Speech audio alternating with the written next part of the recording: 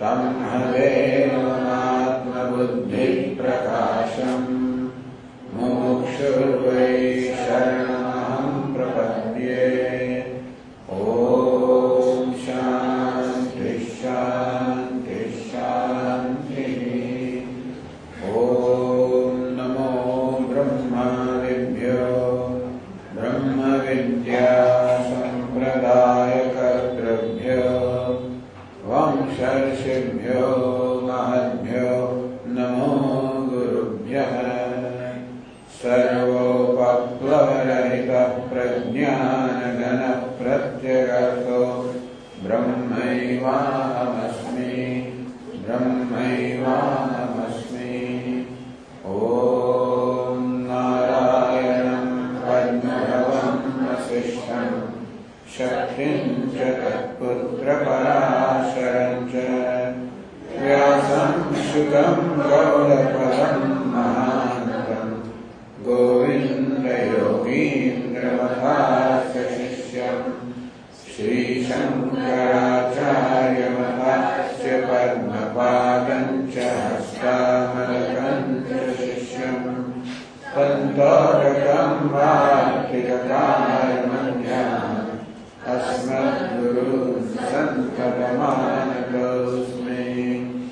श्रुतिस्मृतिपुराणानाम् आलयं करुणालयं नमामि भगवत्पादं शङ्करं लोकशङ्करं शङ्करं शङ्कराचार्यं केशवं बादरायणं सूत्रभाष्यकृतौ वन्दे भगवन्तौ पुनः पुनः। ईश्वरो गुरुरात्मेति मूर्तिभेदविभागिने व्योमवद्व्याप्तदेहाय दक्षिणामूर्तये नमः। ॐ पार्थाय प्रतिबोधितां भगवता नारायणेन स्वयं व्यासेन ग्रथितां पुराणमुनिना मध्ये महाभारतम्।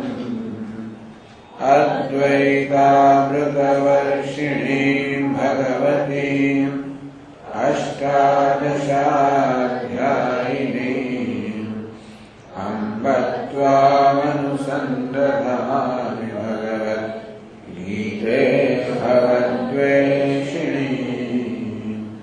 यं ब्रह्मा वरुणेन्द्ररुद्रमरुतः स्तुन्वन्ति दिव्यैस्तवैः वेदैः साङ्गपदक्रमोपनिषदैः गायन्ति यं सामगाः।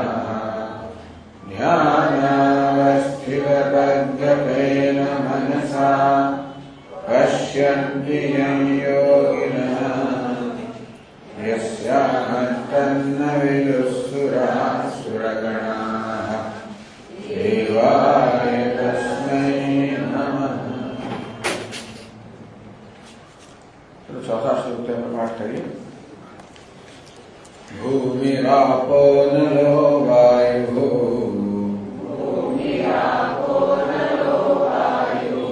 खं मनो बुद्धिरेव च अहंकार इतीयं मे भिन्ना प्रकृतिरष्टधा अपरेयमितस्त्वन्या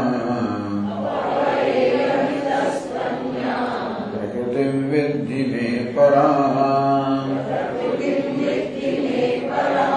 जीवभूता महाबाहो येनं धार्यते जगत्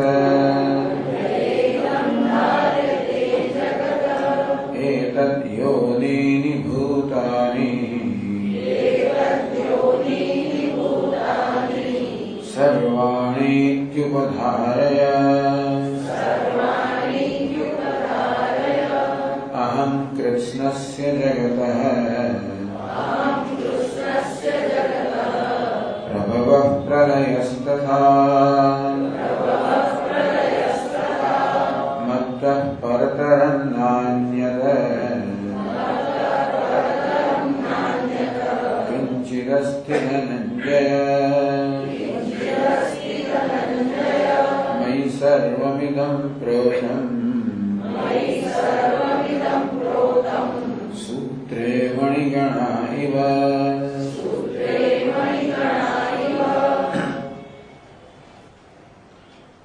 मत्तः परतरं नान्यत् किंचिदस्ति धनंजय। हे धनंजय, माराથી અન્ય કાંઈ નથી. હું જ નિમિત્ત કારણ છું, અર્થાત જગતનું સર્જન કરનાર છું. હું જ ઉપાદાન કારણ છું, અર્થાત હું જ જગત રૂપે અભિવ્યક્ત થયેલો છું. આવું દ્રષ્ટાંત આપણને વ્યવહારમાં ના મળે.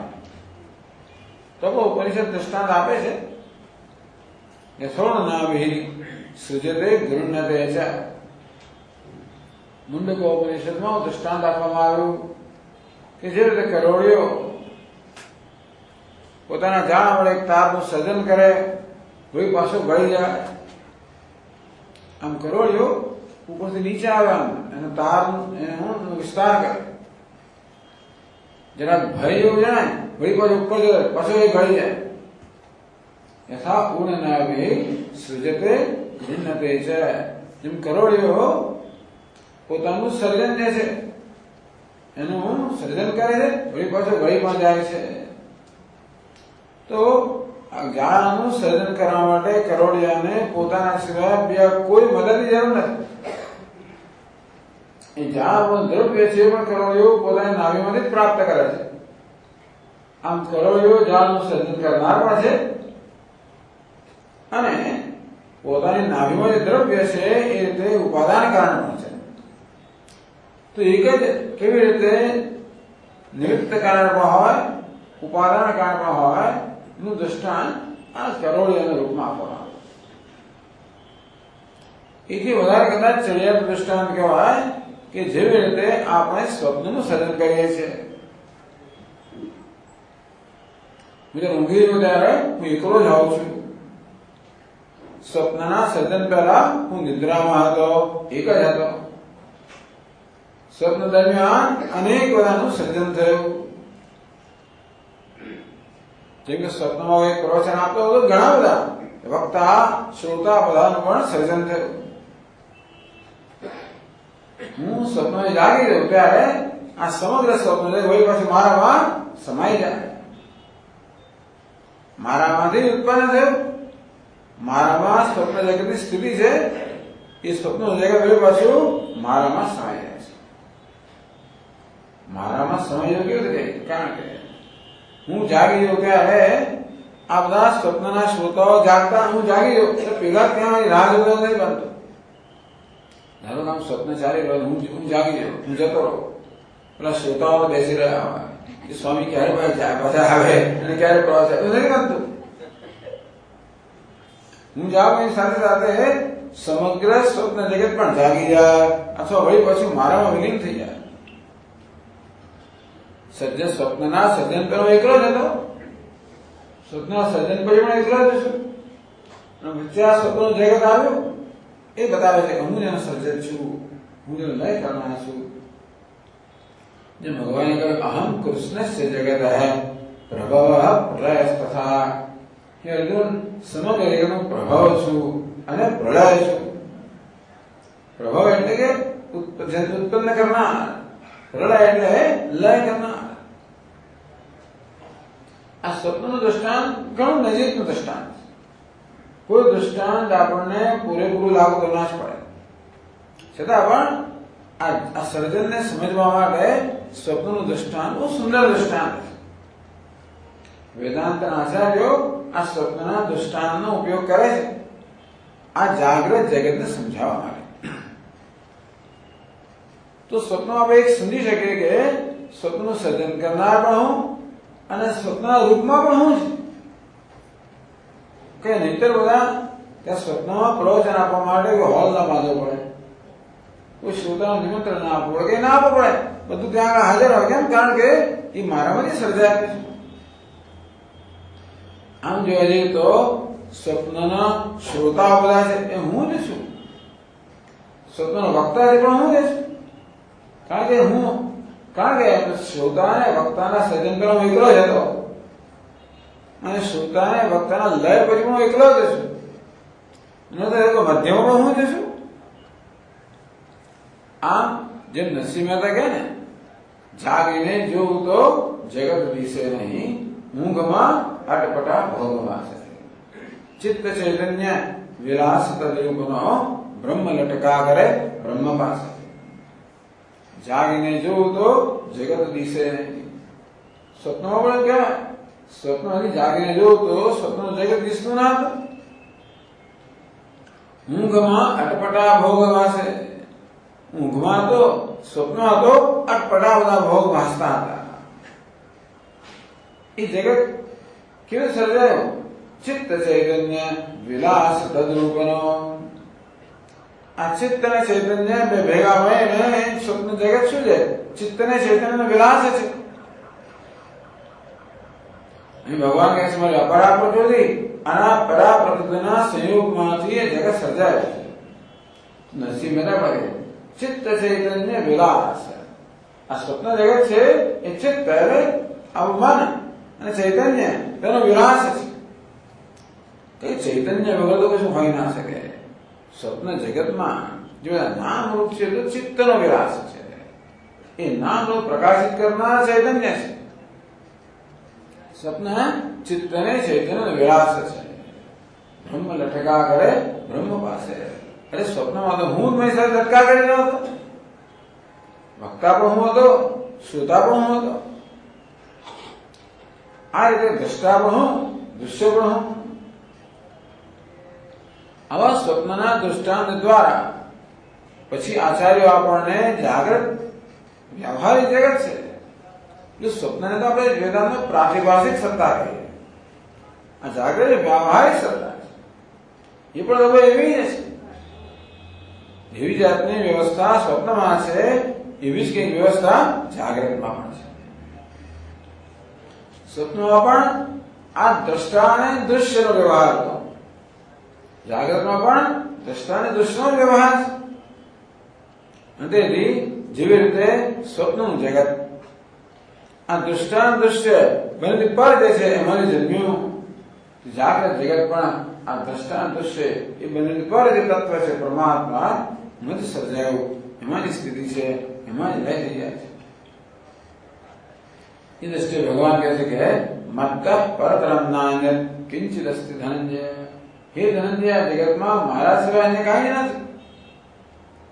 કોઈ એમ કે ભગવાન આપે જગતનું સર્જન કર્યું તો આપનું સર્જન કરનાર પણ એવા પ્રશ્ન પૂછનારા ચેમ્પિયન લોકો છે. ભગવાને જગતનું સર્જન કર્યું તો ભગવાનનું સર્જન કરનાર પણ. ભગવાન કે મારું સર્જન કરનાર કોઈ જ નથી. હું નિત્ય છું. એ નિત્ય હોય જ, જે હોય જ એનું સર્જન ના હોય, નાશ પણ ના હોય. ભગવાન કે ભગવદ ગીતાની અંદર નત્વેવાહમ જાતુનાસમ નત્વમ નેમે જનાધિપા નચૈવન ભવિષ્યામઃ સર્વે વયમતઃ પરમ. બીજા અધ્યાયમાં કહ્યું કે અર્જુન તું ક્યારે પણ ન હતો કે હું નહોતો. અર્થાત હું તો હંમેશા હતો જ. એવું ક્યારે પણ નહોતું કે તું નહોતો, તું પણ હંમેશા હતો. એવું ક્યારે પણ નહોતું કે આ બધા રાજાઓ પણ હતા, બધા હતા જ.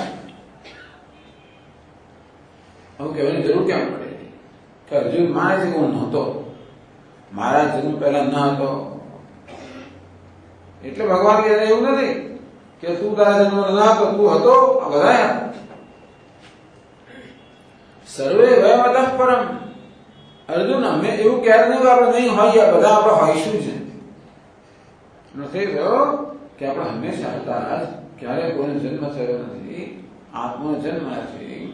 ક્યારે નહીં હોય એમ તમે એના સાથ આત્માનું ક્યારે મૃત્યુ નથી.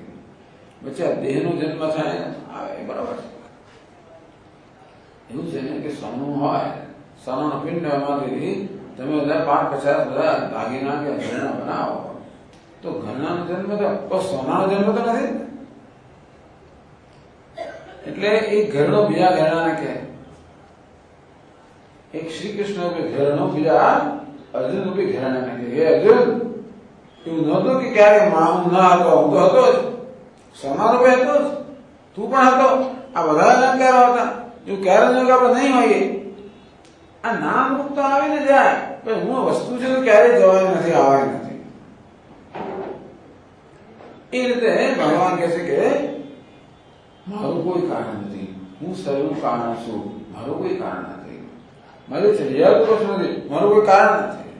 મારું ઉત્તર તો કોઈ નથી, મારું કોઈ કાર્ય પણ નથી. મારા સમાન કોઈ નથી, હું એક જ છું.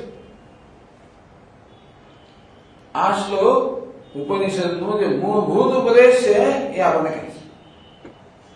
સદૈવ સૌમ્ય ઇદમ અગ્રાસી એકમેવાદ્વિતીયમ. છંદોગી ઉપનિષદમાં ઉદ્દાલક ઋષિ પોતાના પુત્રને કહે, હે સૌમ્ય, આ સમગ્ર જગત એના સર્જન પહેલા સચ્ચિત આનંદ એ પરમાત્મા હતું. અત્યારે પરમાત્મા જ છે, હંમેશા પરમાત્મા જ હશે. જેમ કુંભાર આપણને કે અનેક બધા ઘડાઓ આપણી સમક્ષ પડેલા હોય અને કુંભાર આપણને કે હે સ્વામીજી, આ બધા ઘડાઓના સર્જન પહેલા એકમાત્ર માટી હતી. ઘડાઓના સર્જન પહેલા એકમાત્ર માટી હોય તો ઘડાઓના સર્જન પછી શું છે, માટીથી વધારે કઈ છે ખરું? આવા બધા ઘડાઓ સર્જાય, એના સર્જન પહેલા તો માટીનો પિંડ હતો એ સમજીએ છીએ આપણે, પરંતુ આ બધા ઘડાઓનું સર્જન થયા પછી શું વધારે માટી વધારે કઈ છે? નથી. આ ઘડો માટી વધારે કઈ નથી, કારણ કે માટી લઈ લેવાનું તો ઘડામાં કઈ રહેતું નથી. એટલે કે આ ઘડા રૂપી જગતના સર્જન પહેલા એકમાત્ર માટી હતી, સર્જન પછી પણ માટી જશે. આ બધા ઘડાનો લય થશે ત્યારે પણ માટી જશે.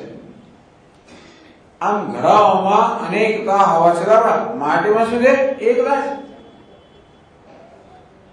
માટી એક અદ્વિતીય છે. અદ્વિતીય એટલે બીજું દ્વિતીય બીજું છે જ નહીં. જેમ અમારા સ્વામીજીની કથામાં હું કહેતો કે મારા સ્વામીજી યુરોપમાં ગયા હશે, કોઈ યુરોપના દેશમાં પ્રવચન ચાલતા હશે, ભારતીય કોઈ વેપારી તો ઝઘડી હતો, એમને સ્વામીને ભિક્ષા માટે બોલાવ્યા. ભિક્ષા પૂરી થયા પછી ગુરુ દક્ષિણા આપવાનો સમય થયો ત્યારે એ બહુ ખુશીથી, આનંદથી, ગર્વથી સ્વામીનો જઈ ગયો, સ્વામી ચાલો અંદર ચાલો. એની રૂમમાં, પાછું બીજા રૂમમાં, પાછું ત્રીજો રૂમ, અને છેલ્લે રૂમ જયારે ખોલે ને એવી લાઈટ કરી સ્વિચ ઓન કે હવે જળહા થવા માંડે. એ રૂમમાં તો બધા સેંકડો બધા અલંકારનો ઢગલો, ઘરેણા સોના ઘરેણો ઢગલો. આમ ગર્વભેર એ સ્વામી બતાવે, સ્વામીજી જો આપ કઈ ગયે, આપ એક લઈ લો. અને ગુરુ દક્ષિણા આપી દે, આપ એક લઈ લો. સ્વામીજી કે તું એક વસ્તુ આપ, મને સોનું આપ. પેલો થોડો ગુસ્સો આવે, સમજ ના આવે. સ્વામીજી આપ ગમે તે લઈ લો, બસ મને સોનું આપ. પેલો ઉઠાવીને એક બંગડી આપે, મને બંગડી ના આપે, સોનું આપ. આમ સોનાની ગણતરી કર્યા પછી બીજું કોઈ ગણવાનું બાકી રહે ખરું? બંગડીઓમાં કે અલંકારોમાં અનેકતા હોવા છતાં પણ સોનામાં માત્ર એકતા છે, અદ્વિતીય. એવું નથી કે સોનું પછી બંગડી પછી બુટ્ટી, એ સોના બધું જ આવી ગયું. સોનું કેવું છે? એક છે, અદ્વિતીય. આ અદ્વિતીય મહત્વ વસ્તુ છે. ભગવાન એક છે તો બધા લોકો કહે છે, બીજા સંપ્રદાય ભગવાન એક છે તો બધા કહેનારા છે, પણ આપણે શું કહીએ? ભગવાન અદ્વિતીય છે. આ અદ્વિતીય બહુ મહત્વની વસ્તુ છે. અદ્વિતીય એટલે ત્યાં દ્વિતીય નથી. ભગવાન એક જ નથી, અદ્વિતીય પણ છે. એટલે કે ભગવાન સિવાય બીજું કાંઈ નથી. જે કાંઈ છે એ ભગવાન જ છે. આ વસ્તુ આપણા માનવામાં આવેલી નથી, કારણ કે ભગવાન વિશે આપણા મનમાં ખ્યાલ હોય છે. દરેકના મનમાં ભગવાન કેવો છે, કેવો કે હોય એ વિશેના ખ્યાલ છે. કોઈને ભગવાન 4 હાથ વાળો છે, કોઈને એમ કે ભગવાન 2 હાથ વાળો છે, કોઈ ભગવાન 18 હાથ વાળો છે કે 1000 હાથ વાળો છે. ટૂંકમાં દરેકને ભગવાન વિશે, ઈશ્વર વિશે પોતપોતાના ખ્યાલ હોય જ. સામાન્ય રીતે આપણે માનતા હોય છે કે ઈશ્વર જે છે એ કોઈ વ્યક્તિ વિશેષ છે, ખાસ વિશેષતા ધરાવનાર છે, સર્વશક્તિમાન છે, સર્વજ્ઞ છે. પણ હું એ નથી, મારા કરતા જુદો જ છે. અહીં પણ ક્યાંય દેખાતું નથી, આ જગત કરતા જુદો છે. આમ સામાન્ય રીતે ઈશ્વર માટે બહુ ખ્યાલ કે ઈશ્વર આ જગત કરતા જુદો છે અને મારા કરતા જુદો છે. એટલે હવે પોતાનામાં કે જગતમાં ઈશ્વરને જોવાનો પ્રયત્ન સુદ્ધા ન કરીએ, કારણ કે આપણા મનમાં આ ખ્યાલ દ્રઢ થઈ ગયો છે કે હું તો ઈશ્વર નથી અને અહીંયા મને ક્યાંય દેખાતો નથી. એટલા ભગવાન કહે છે કે ઈશ્વર ના હોય એવું કોઈ સ્થળ નથી, કાળ નથી, વસ્તુ નથી. એકમેવ અદ્વિતીય, ઈશ્વર એક છે, અદ્વિતીય છે, અર્થાત ઈશ્વર સિવાય કાંઈ નથી. આ 7મા શ્લોકની બીજી પંક્તિમાં સમજાવ્યું, મયી સર્વમિદં પ્રોતમ સૂત્રે મણિગણાય. જેમ સૂત્રની અંદર, દોરાની અંદર બધા મણિ પરોવાયેલા હોય, મોતી પરોવાયેલા હોય, જેવી રીતે આ સૂત્ર છે, આ દોરો છે, બધા મોતીને, મણિને ધારણ કરનાર છે.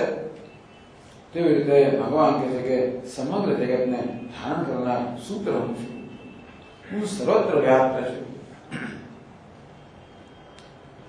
પરંતુ આ દોરામાં મોતી પરોવાયેલો દ્રષ્ટાંત છે ને, તો મોતી જુદા અને દોરો જુદો, એટલે દ્રષ્ટાંત તો કોઈ દિવસ પૂર્ણ હોય જ. ભગવાન દ્રષ્ટાંત આપણને બહુ સરસ નથી આપે.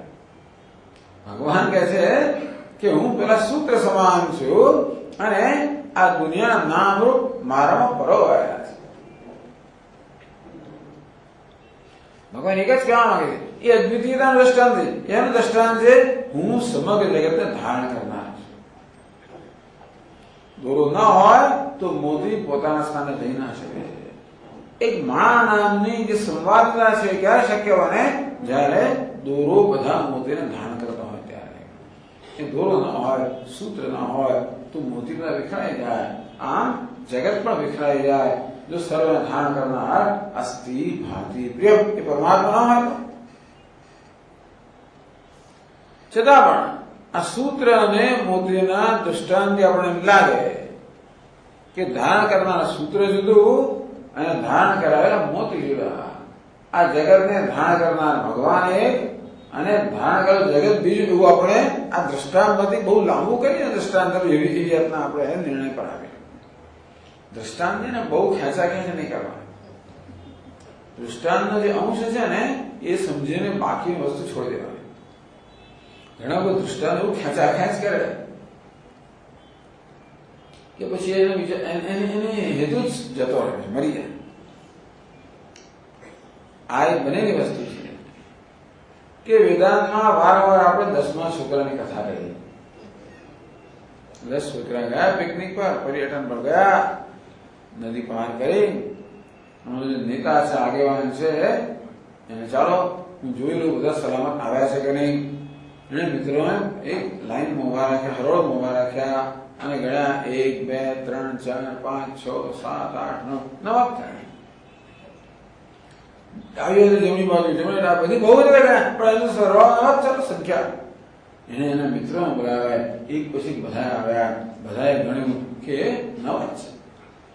પછી 10મા શોધવા લોકોની તો બધી ટુકડીઓ શોધખોળ માટે કે આખો દિવસ શોધખોળ કરી 10મું ક્યાંથી મળવા. બધા બિચારા નિરાશ છે, કોઈ ઝાડ નીચે બેઠા છે, ઉદાસ છે. એ વખતે એક વળી ત્યાંથી પસાર થયા. જો કે આ બાળકો બિચારા ઉદાસ છે. પૂછ્યું શું તકલીફ છે, કેમ બધા રડવા જેવા છો, કેમ આટલા દુઃખી છો? તેના આગેવાન હોવાને કથા કરી કે કેવો હમણાં ખવાઈ ગયો.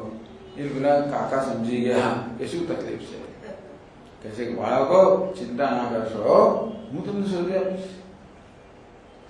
ચાલ ફરી વાર તો ગણ, ધ્યાન રાખીને ગણ. શોધી આપીશ તો પેલા શ્રદ્ધા જન્મે અને પછી 1 2 3 4 5 6 7 8 જો 9 જ છે. ફરી ગણ, ધ્યાન રાખીને ગણ. 9 સુધી ગણ્યા એટલે તું 10મો છે, તો 10મો છે. કરંટ ટ્યુબલાઇટ છે. આવી કથા બહુ વખત કહેવામાં આવતી હોય છે. એ કથાનો મને બહુ શોખ છે, કારણ કે આમાં એક વસ્તુ છે, એ કોણ કોને શોધે છે? 10મોને શોધે છે ને, તેમાં બિચારો જીવ બ્રહ્મને શોધે છે, બ્રહ્મ છે બ્રહ્મને શોધે છે. એ કહેવા માટે આ કથા છે. એ કોઈ પ્રશ્નોત્તરના સમયમાં એના પ્રશ્ન કર્યો બહુ ગંભીરતાથી કે સ્વામીજી, તે દિવસે આપણે કહ્યું, પહેલા આપણે આ કથા કરી ત્યારે કહેલું કે બ્રહ્મચારી આવ્યો અને એ આ છોકરાઓને ઉપદેશ કર્યો. આજે આપે કહ્યું કે વડીલ આવ્યાનો ઉપદેશ કર્યો, તો સાચું કહ્યું. હવે દ્રષ્ટાને ખેંચા ખેંચ તમે કરો, એ તો મને ગૂંચવાડી નાખ્યા. દ્રષ્ટાંતનો કયો અંશ લેવાનો? સૂત્રે મણિ ગણાય. સૂત્રમાં જેવી રીતે આ બધા મણિના સમૂહ પરોવાયેલા હોય તેવી રીતે જગતમાં પરોવાયેલો છે. સૂત્ર જેમ બધા મણિમાંથી પસાર થતો હોય તો હું સૌનો આત્મા છું, ધારણ કરનાર છું. છતાં પણ આ દ્રષ્ટાંતમાં આપણે એવું લાગે કે જેમ સૂત્ર જુદું હોય અને મણિ જુદા હોય તેમ ભગવાન જુદો અને જગત જુદું એવું લાગે આપણને. સારું દ્રષ્ટાંત ખબર છે? એ સૂત્ર ધારો કે સોનાનું જ બનેલું હોય, સોનાનો જ દોરો અને એમાં સોનાના જ બધા મોતી, તો ધારણ કરનાર પણ સુવર્ણ, જે ધારણ થાય પણ સુવર્ણ. કનકે કુંડલાદિવત, સોનામાં કુંડલ વગેરે અલંકારો સોનું કે અલંકારો ધારણ કરનાર સૂત્ર હું છું. ભગવાન કે બધાને ધારણ કરનાર સૂત્ર હું છું, બધાનો આત્મા હું છું, હું જ બધાના રૂપમાં છું. જેમ સોનું બધા રૂપમાં હોય, બધા અલંકાર રૂપમાં, હું જે બધા રૂપમાં છું. માની શકાય એવું નથી. એટલે ઉપનિષદ સમજાવે આ જગતનું સર્જન થયું એનું વર્ણન કરતા ઉપનિષદ કે તત્સૃષ્ટવા તદેવાનુપ્રાવિશત. ગઈકાલે વાત કરી ને કે આ બધા માળખા નામ રૂપનું સર્જન કર્યું. તદેવાનું પ્રાવિશત, એ સર્જન કર્યા પછી પરમાત્માએ સ્વયં એમાં પ્રવેશ કર્યો. એને ઘર બનાવ્યું. પંખી જેમ માળા બનાવે તેમ ભગવાને ઘર બનાવ્યું. દેહ ઇન્દ્રિયો મન બુદ્ધિના સંઘાત ઘર બનાવ્યું. પણ ઘર બનાવવાનો અર્થ શું? હેતુ શું છે? માણસ રહે ને અંદર, તો એ ભગવાને પ્રવેશ કર્યો.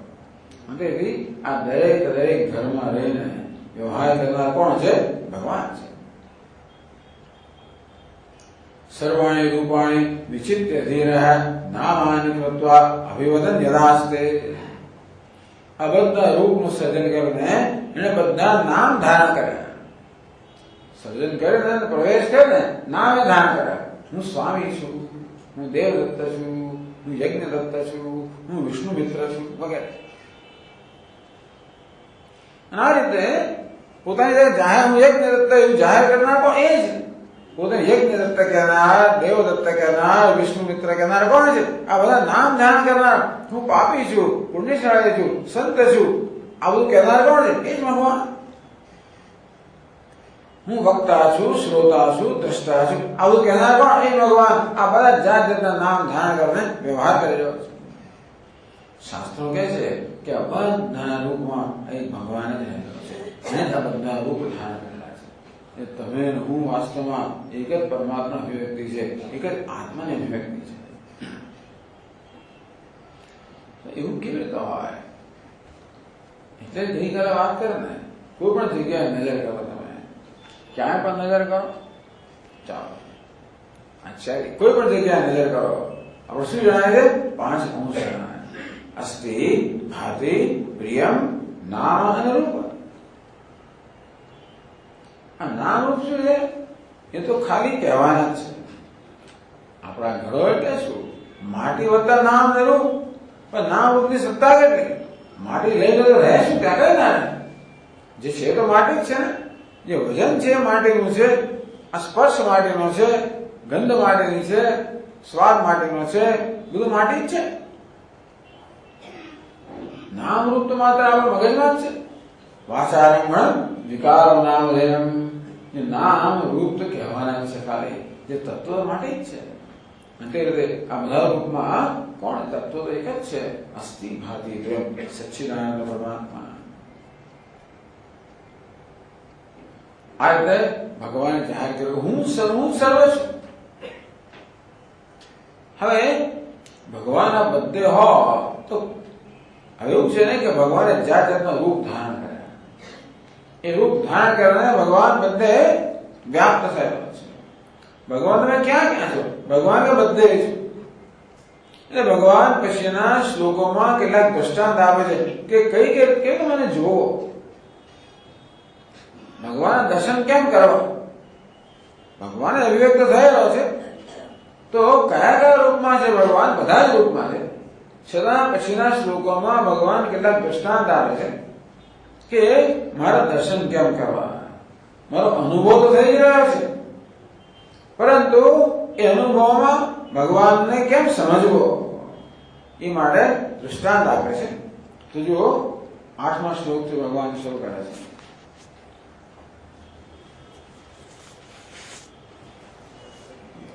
રસોહમપ્સુ કૌન્તેય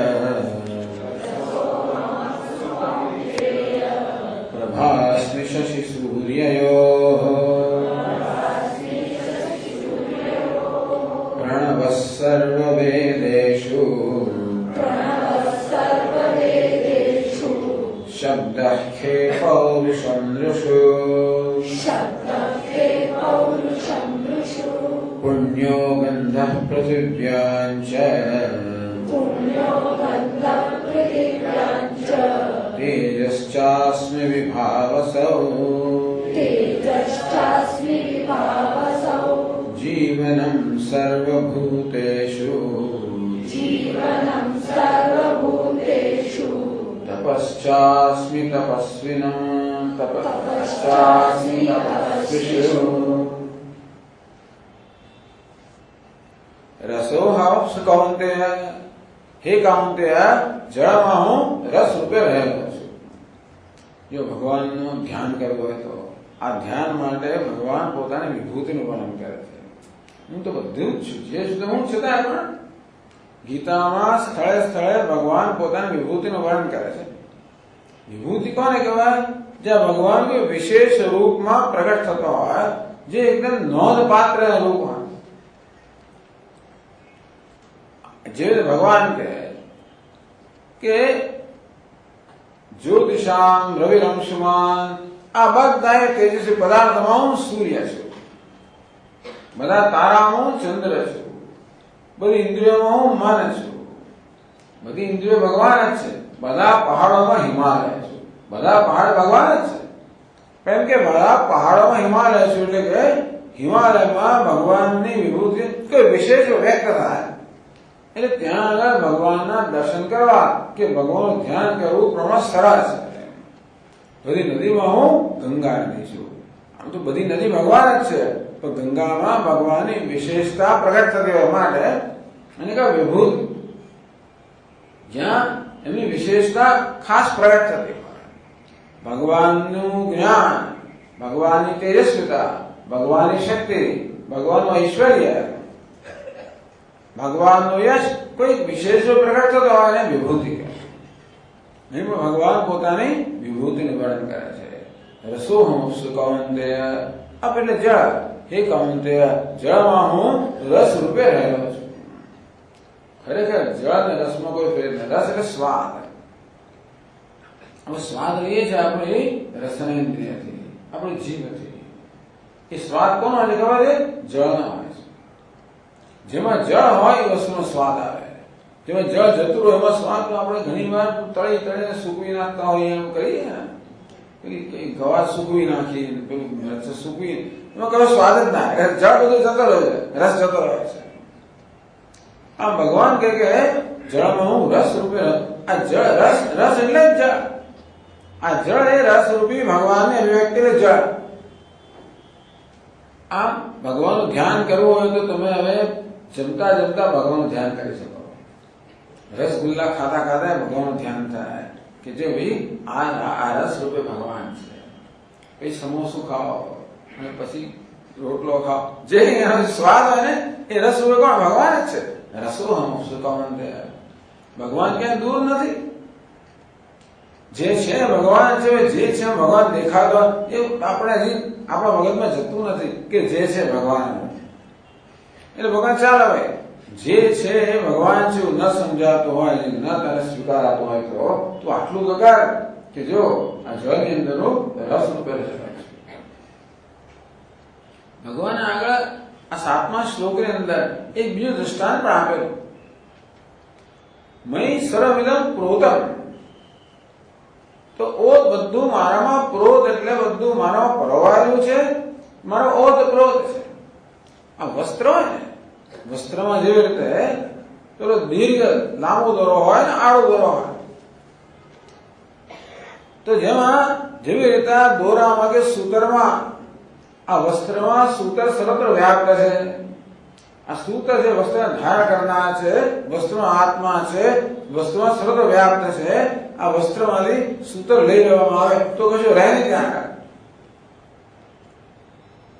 તો હવે ઘણી વાર આપણે આ વસ્ત્રની અંદર જાત જાતનું ભરત કામ કરતા હોઈએ છીએ. આમ એક જ દોરો તમે લો, ભરત કામમાં ઘણી વાર વસ્ત્ર જુદો ને દોરો જુદો હોય. એવી કલ્પના કરો કે વસ્ત્રનો દોરો છે એનાથી જ ભરત કામ થતું હોય, એમાં તમને ડિઝાઇન ભાગ બધી દેખાતી હોય. એ બહુ મોટું ભરત કામ કરેલું છે, બહુ મોટી સરસ ડિઝાઇન બનાવે કોઈ કે, બહુ સરસ દૃશ્યો બનાવે, કુદરતી દૃશ્યો છે. એક નદી જઈ રહી છે, નદીનો કિનારો છે, ત્યાં બગીચો છે, ત્યાં કેટલાક હરણ છે, ત્યાં પક્ષીઓ ઉડી રહ્યા છે, પાછળ પહાડો છે, સૂર્ય ઉદય થઈ રહ્યો છે, કેટલાક માણસો ત્યાં આગળ છે. આવું સુંદર ધારો કેવો ભરત કામ કરેલું. જાગૃતિ ભાગ છે ને અંદર, એમાં જળ પણ છે ને ચેતન પણ છે. પહાડોમાં જળ છે અને પેલું પક્ષીઓ ચેતન છે, એમાં વાદળ પણ હોય, સૂર્ય પણ હોય, પ્રકાશ પણ હોય. આ બધું શું એક જ દોરામાંથી બનાવેલું છે.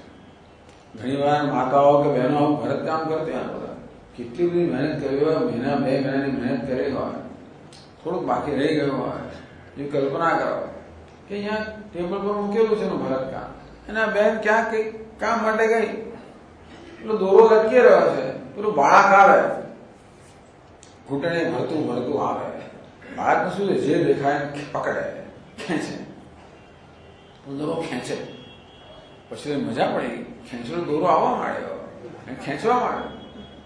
જેમ દોરો ખેંચાતો ગયો એમ શું થયું, પેલો માણસ અદૃશ્ય થઈ ગયો, નદી જતી રહી, પહાડો જતા રહ્યા, સૂરજ જતો રહ્યો, વાદળો ગયા. તેથી આવે પહેલા તો આખું એનું જગત હતું લીન થઈ ગયું. એક દોરામાંથી જગત જન્મ્યો, એ દોરામાં સ્થિત હતું, દોરામાં કશું લીન થઈ ગયું. એ જગતમાં જળ ચેતન બધું જ હતું. જળ પહાડો પણ હતા, ચેતન પક્ષીઓ પણ હતા, મનુષ્યો પણ હતા, પશુઓ પણ હતા. કે જેમ જુદી ભાત બધી હોય તેવી રીતે ભગવાન પણ આ જગત રૂપી આખી એક ભરતકામ છે. ભગવાન રૂપી દોરામાંથી બનેલું એક સુંદર ભરતકામ છે આ જગત. એમાં જાત જાતની ભાત છે બધી. તો ભગવાન હમણાં કેટલીક ભાતના દર્શન કરાવે છે. રસોહમપ્સુ કાઉન્તેય, એ કાઉન્તેય જળમાં હું રસ રૂપે રહેલો છું. ટૂંકમાં રસ રૂપી હું જે દોરો છું એમાંથી આ જળ રૂપી ભાત બનેલી છે. પ્રભાસ્મિ શશિ સૂર્યો, સૂર્ય ચંદ્રમાં હું તેજ રૂપે રહેલો છું. આ તેજ રૂપી હું દોરો છું જેમાંથી સૂર્ય ચંદ્ર રૂપી ભાત બનેલી છે. આમ તેજ અને સૂર્યમાં કોઈ તફાવત નથી. તેજ તત્વ છે સૂર્ય રૂપમાં, ચંદ્ર રૂપમાં છે. આ રસ તત્વ છે જળના રૂપમાં છે. એમ કહેવાય કે રસ રૂપી દોરામાંથી એક જળ રૂપી ભાત બની, આ તેજ રૂપી દોરામાંથી સૂર્ય ચંદ્ર રૂપી ભાત બની. પ્રણવ સર્વવેદેષુ, સર્વ વેદમાં હું પ્રણવના રૂપમાં રહેલો છું. આપણા શાસ્ત્રોની આ પ્રકારની દ્રષ્ટિ છે કે આ સમગ્ર વેદ છે એ પ્રણ ઓમકાર, ઓમકારનો બનેલો છે. તદ્યથા શંકુના સર્વાણી પર્વાણી સંતૃણાની એવમેવ ઓમકારેણ સર્વાવાક. આ છંદોગીમાં દૃષ્ટાંત આપવામાં આવ્યું કે જેવી રીતે પેલું એક પીપળાનું પાન તમે જોયું હોય તો એ પીપળાના પાનમાં ખૂબ બધા રેસાઓ હોય છે, ચારે બાજુ રેસાઓ પીપળાના પાનમાં વ્યાપ્ત હોય. તો જેવી રીતે આ પર્ણ છે, આ પાંદડું છે, એ રેસાઓ વડે વ્યાપ્ત છે. તેવી રીતે સમગ્ર વેદ છે એ ઓમકાર વડે વ્યાપ્ત છે. ટૂંકમાં વેદમાં ઓમકાર સર્વત્ર વ્યાપ્ત છે. એ કેવી રીતે? જો આ શાસ્ત્રો સમજાવે છે, ઓમકાર છે 3 માત્રા બનેલો છે, અકાર, ઉકાર, મકાર. આ 3 માત્રામાંથી 3 વ્યાહૃતિનું સર્જન થયું. ભૂ, ભુવઃ, સ્વઃ. એમાંથી ગાયત્રીના 3 પાદનું સર્જન થયું. તત્સવિતુર્વરેણ્યમ ભર્ગો દેવસ્ય ધીમહિ ધિયો યો નઃ પ્રચોદયાત્. એમાંથી 3 વેદનું સર્જન થયું. ઋગ્વેદ, યજુર્વેદ, સામવેદ. બીજા આગળ જોઈએ તો 3 લોકનું સર્જન થયું. પૃથ્વી, અંતરિક્ષ, સ્વર્ગ. આમ પ્રણવમાંથી સમગ્ર સૃષ્ટિનું સર્જન થયું. પરંતુ સાથે પ્રણવમાંથી વ્યાહૃતિમાંથી આ સમગ્ર વેદ સર્જાય. એટલે કહે છે કે પ્રણવ સર્વવેદેષુ. વેદમાં હું પ્રણવના રૂપમાં વ્યાપ્ત છું, ઓમકારના રૂપમાં વ્યાપ્ત છું. ઓમકાર મૂળભૂત ધ્વનિ. આ વેદ બધા છે પણ ધ્વનિના રૂપમાં, મંત્રોના રૂપમાં છે. એ ધ્વનિના રૂપમાં છે, એ વિશેષ ધ્વનિ. ઓમકાર છે નિર્વિશેષ ધ્વનિ. આમ ભગવાન કહી રહ્યા છે કે હું નિર્વિશેષ રૂપમાં છું, બધી વિશેષતાનો નિર્વિશેષ રૂપમાં છે. જે રીતે બધા અલંકારોમાં દરેક અલંકારોમાં કે વિશેષતા હોય કે નામ રૂપ હોય, જે સ્વનું છે નિર્વિશેષ. આ વિશેષ શું કહેવાય? નિર્વિશેષ પર કરવામાં આવે અધ્યારોપ. સ્વનું પોતાનું કે નામ રૂપ નથી, અધ્યારોપ કરો અને બંગડી કહો, બુટ્ટી કહો. આમ વિશેષતા છે એ નિર્વિશેષ પર અધ્યારોપ. તો ભગવાન કહે છે કે પ્રણવ હું છું. એમાં આ સમગ્ર વેદ અધ્યારોપી હતા. પ્રણવ રૂપે હું સર્વ વેદમાં વ્યાપ્ત છું. શબ્દ ખે, ખ એટલે આકાશ. આકાશનો શબ્દ રૂપે વ્યાપ્ત છું. પૌરુષમાં છે ને પંચમહાભૂતના બધા આ દરેક મહાભૂતનો એક ગુણ હોય છે. જેમ આકાશનો ગુણ છે શબ્દ, વાયુનો ગુણ છે સ્પર્શ, અગ્નિનો ગુણ છે રૂપ, જળનો ગુણ છે રસ, પૃથ્વીનો ગુણ છે ગંધ. ભગવાન કહી રહ્યા છે કે આ તન્માત્રા શબ્દ, સ્પર્શ, રૂપ, રસ, ગંધ, આ તન્માત્રા આ છે એ આ આકાશ, વાયુ, અગ્નિ, પૃથ્વીના રૂપમાં વ્યક્ત થયેલો છું. શબ્દ કે પૌરુષમ દૃશ્ય. મનુષ્યમાં હું પૌરુષના રૂપમાં છું. પૌરુષ કોને કહેવાય? પુરુષ શબ્દ છે ને એમાં આવે પૌરુષ. એ મનુષ્ય એટલે સ્ત્રી પુરુષ બંનેમાં રહેલો પૌરુષ. પૌરુષ એટલે શૌર્ય, વીર્ય, ધૈર્ય, પોતાની ઉન્નતિ કરવા માટેની એક એના માટેનો એક પ્રેરણા, એના માટેનો ઉદ્યમ, આને આપણે પૌરુષ કહીએ. ભગવાન કહે કે સર્વ પુરુષમાં હું પૌરુષ રહેલો છું. શબ્દ કે પૌરુષમ છું. પુણ્યો ગંધ પૃથિવ્યામ છે. ભગવાન પૃથ્વીમાં હું પુણ્ય ગંધ, પવિત્ર ગંધના રૂપમાં આવેલો છું. આ ગંધ છે એ પૃથ્વીનો ધર્મ છે. આકાશનો, વાયુનો, અગ્નિનો, જળનો, પૃથ્વીનો શબ્દ, સ્પર્શ, રૂપ, રસ, ગંધ. તો પૃથ્વીમાં હું ગંધ રૂપ. એટલે કે ભગવાન કે હું જ ગંધ તન્માત્રા છું જે પૃથ્વી વ્યક્ત છે. હું જ રસ તન્માત્રા છું જે જળ રૂપે પર વ્યક્ત છે. હું જ વાસ્તવમાં રૂપ તન્માત્રા છું, અગ્નિ રૂપે વ્યક્ત થયો. હું જ સ્પર્શ તન્માત્રા છું, વાયુ રૂપે વ્યક્ત થયો છું. હું શબ્દ તન્માત્રા છું, આકાશ રૂપે વ્યક્ત થયો છું. પુણ્યો ગંધ પૃથ્વીભ્યામ છે. અહીં ભગવાન આ ગંધને આગળ વિશેષ વાપરે છે. હું પવિત્ર ગંધ છું. પૃથ્વીમાં પવિત્ર ગંધ છું. પવિત્ર કેમ કહ્યું? કે સુગંધ હું છું. તો ભગવાન દુર્ગંધ કોણ છે? ભગવાન કે પૃથ્વીમાં એની સુગંધ હું છું. દુર્ગંધ ભગવાન છે. છતાં અત્યારે ધ્યાન માટે આપણે દુર્ગંધ ધ્યાન કરવું ગમે ને, એટલા માટે આપણે ભગવાન કહે કે હું પૃથ્વીમાં સુગંધ રૂપે છું. તો શંકરાચાર્ય અમારે સમજાવે એટલે આ શરીર આપણું છે પૃથ્વીનું જ બનેલું છે. એટલે ખરેખર તો શરીરમાંથી સુગંધ જ આપવી જોઈએ. તો દુર્ગંધ આવે ક્યાંથી?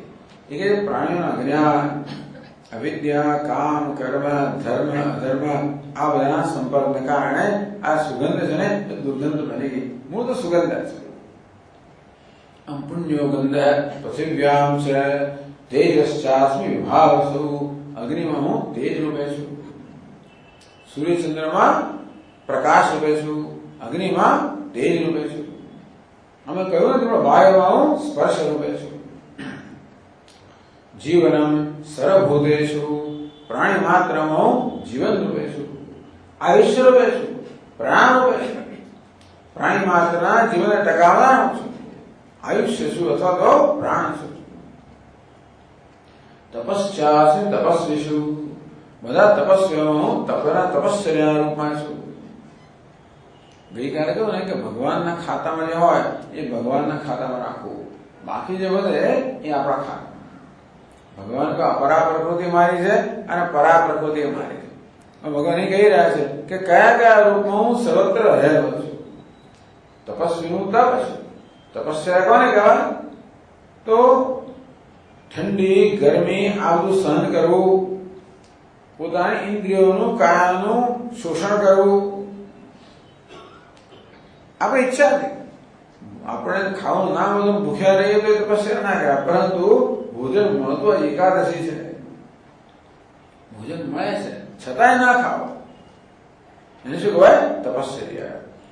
આપણે ઈરાદાપૂર્વક કાયાનું શોષણ, ઇન્દ્રિયોનું શોષણ, જેને કારણે આપણી સંકલ્પ શક્તિ પ્રબળ બને, આપણા મન પર એક પ્રભુત્વ પ્રાપ્ત થાય. અને છેવટે આ તપશ્ચર્યા જે છે એ ચિત્તની એકાગ્રતામાં પરિણમે. કોઈ જાત જાતનું તપ કરતા હોય છે ને, મુંબઈથી લોકો જાય છે કે નહીં ખબર નહીં, પણ ગુજરાતમાં તો બહુ જ છે. લોકો રણછોડ ડાકોર ચાલીને જાય, અંબાજી ચાલીને જાય, દ્વારિકા ચાલીને જાય, પગપાળા. ઘણા લોકો ડાકોર જાય અમદાવાદથી, એને કહે કે ભાઈ આ ઊભી યાત્રા, ઊભો બેસે પણ નહીં, એની શરૂ થયો ડાકોર ઊભો ને ઊભો જ જાય. જાત જાતના આ શું કહેવાય? તપશ્ચર્યા. તો આ તપશ્ચર્યા, તપસ્વી લોકોમાં તપશ્ચર્યા કરવાની શક્તિ જે છે, ભગવાન કે તપસ્યા હું તપશ્ચર્યા પર રહેલો છું. પછી આગળ છે 10મા શ્લોકમાં, બીજમ મામ સર્વભૂતાનાં વિદ્ધિ પાર્થ સનાતનમ બુદ્ધિર્બુદ્ધિમતામસ્મિ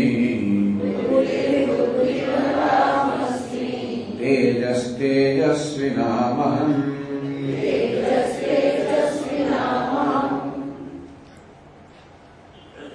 બીજમ મામ સર્વભૂતાનાં વિદ્ધિ પાર્થ સનાતનમ.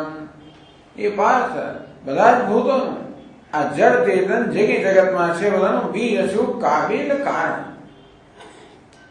કારણ કે બીજમાં છે અંકુર ફૂટે ને, અંકુર આપણે કાર્ય કહીએ, બીજને કારણ કહીએ. ભગવાન કે આ સમગ્ર જગતનું કારણ હું છું. હું તો બીજ બધું બહુ હોય છે. જેવી રીતે આંબોમાં ઉગે એ પેલા કેરીના ગોટલામાં એ બીજમાં છે. લીંબુનું વૃક્ષના ઝાડ થાય એ લીંબુના બીજ. આમ જોવા જઈએ તો દરેકના બીજ જુદા જુદા હોય છે, દરેકનું કારણ જુદું હોય છે. ભગવાન કે નહીં, બધા સર્જન હું એક કારણ છું. ભગવાન 14મા અધ્યાયમાં કે આ બધી સર્વ યોનિષુ કામંતે મૂર્તય સંભવંત્યા. કોઈ પણ યોની અંદર જયારે કોઈ પણ બાળક એનો જન્મ થાય ને ત્યારે એનો પિતા હું છું અને મારી માયા જે છે એ માતા છે. તાસામ બ્રહ્મ મહદ્યોની અહમ બીજ પ્રદઃ પિતા. અમારી માયા છે એ માતા છે, હું પિતા છું. ટૂંકમાં આપણા મા બાપ જે છે એ તો સંતાનને જન્મ આપવાના માત્ર નિમિત્ત છે. ખરો પિતા કોણ છે? ઈશ્વર. ખરી માતા કોણ છે? એની શક્તિ માયા. તેવી રીતે આ જગતનું બીજ ભગવાન કે હું જે છું. એટલે એનો થઈ ગયો કે એમ કહી શકાય કે બધા બીજના રૂપમાં છું, અથવા બધા બીજનું હું બીજ છું. આ બીજની વસ્તુ કેવી છે ને કે બીજ તો છોડને જન્મ આપે નષ્ટ થઈ જાય, પણ ભગવાન શું કહે છે? બુદ્ધિપાદ સનાતનમ. ભગવાન એવા પ્રકારનું બીજ છે, એવા પ્રકારનું કારણ છે જે કાર્યને જન્મ આપીને નષ્ટ થતો નથી. આમ ભગવાન કે હું સનાતન કારણ છું, અને મારું કાર્ય જન્મે, સ્થિતિ લે, વળી પાછું મારા લીન થઈ જાય, એવું સનાતન કારણ છું. બુદ્ધિમતામસ્મી. હું બુદ્ધિમાનની બુદ્ધિ છું. બુદ્ધિ કોને કહેવાય? વિવેક કરવાની ક્ષમતાને બુદ્ધિ કહેવાય. ધર્મ અધર્મ, કાર્ય અકાર્ય. ભગવાન કે 18 અધ્યાયમાં પ્રવૃત્તિમ છે નિવૃત્તિમ છે, કાર્ય કાર્ય ભયાભય. બુદ્ધિમાં આ પ્રકારની ક્ષમતા છે કે શું કરવું કાર્ય, શું ન કરવું જોઈએ, શાને ભય જન્મ છે, શાનાથી ભય નિવૃત્ત થશે, શાનાથી બંધન થશે, શાનાથી મુક્તિ થશે. આ પ્રકારનો વિવેક કરવાની ક્ષમતા છે બુદ્ધિમાં. ભગવાન કે બુદ્ધિમાનની બુદ્ધિ હું છું. તેજ તેજસ્વી નામમ. આ તેજસ્વી મનુષ્યનું તેજ છું. તેજસ્વી કોને કહેવાય? જે પ્રભાવશાળી હોય તેજસ્વી કહેવાય. એટલે માત્ર આપણી ચામડીનું તેજ નહીં, પરંતુ વ્યક્તિત્વનું તેજ. ઘણા લોકો પ્રભાવશાળી હોય, એ બીજાને જલ્દી પ્રભાવિત કરી શકે. આમ બીજાને પ્રભાવિત કરવાની શક્તિ અને બીજા પ્રભાવિત ન થવાની એક ક્ષમતા છે, તેજ કહેવાય. ભગવાન તેજસ્વી મનુષ્ય હોય છે, એનું તેજ હું છું. પછી આગળ કહે છે વળી 11મા શ્લોકમાં, આ બધું હેતુ શું છે કે આ પ્રકારે આપણે ઈચ્છીએ તો ભગવાનનું ધ્યાન કરી શકીએ. ભગવાન આપણને કહે છે કે મારા દર્શન કેવી રીતે કરવા? તારામાં જ મારા દર્શન કર. તું બુદ્ધિશાળી માણસ છે, તારા બુદ્ધિરૂપ હું જ રહેલો, દૂર ક્યાં નથી. બુદ્ધિમાનમાં બુદ્ધિરૂપે હું જ રહેલો છું. તું તેજસ્વી છે, તારામાં તેજ હું જ રહેલો છું. તું તપસ્વી છે, તારામાં તપ રૂપે હું જ રહેલો છું. પછી આગળ પણ કહે છે બલમ બલવતામ ચાહમ કામ રાગ વિવર્જિતમ ધર્મા વિરુદ્ધ ભૂતેષુ કામોસ્મિ ભરતર્ષભ.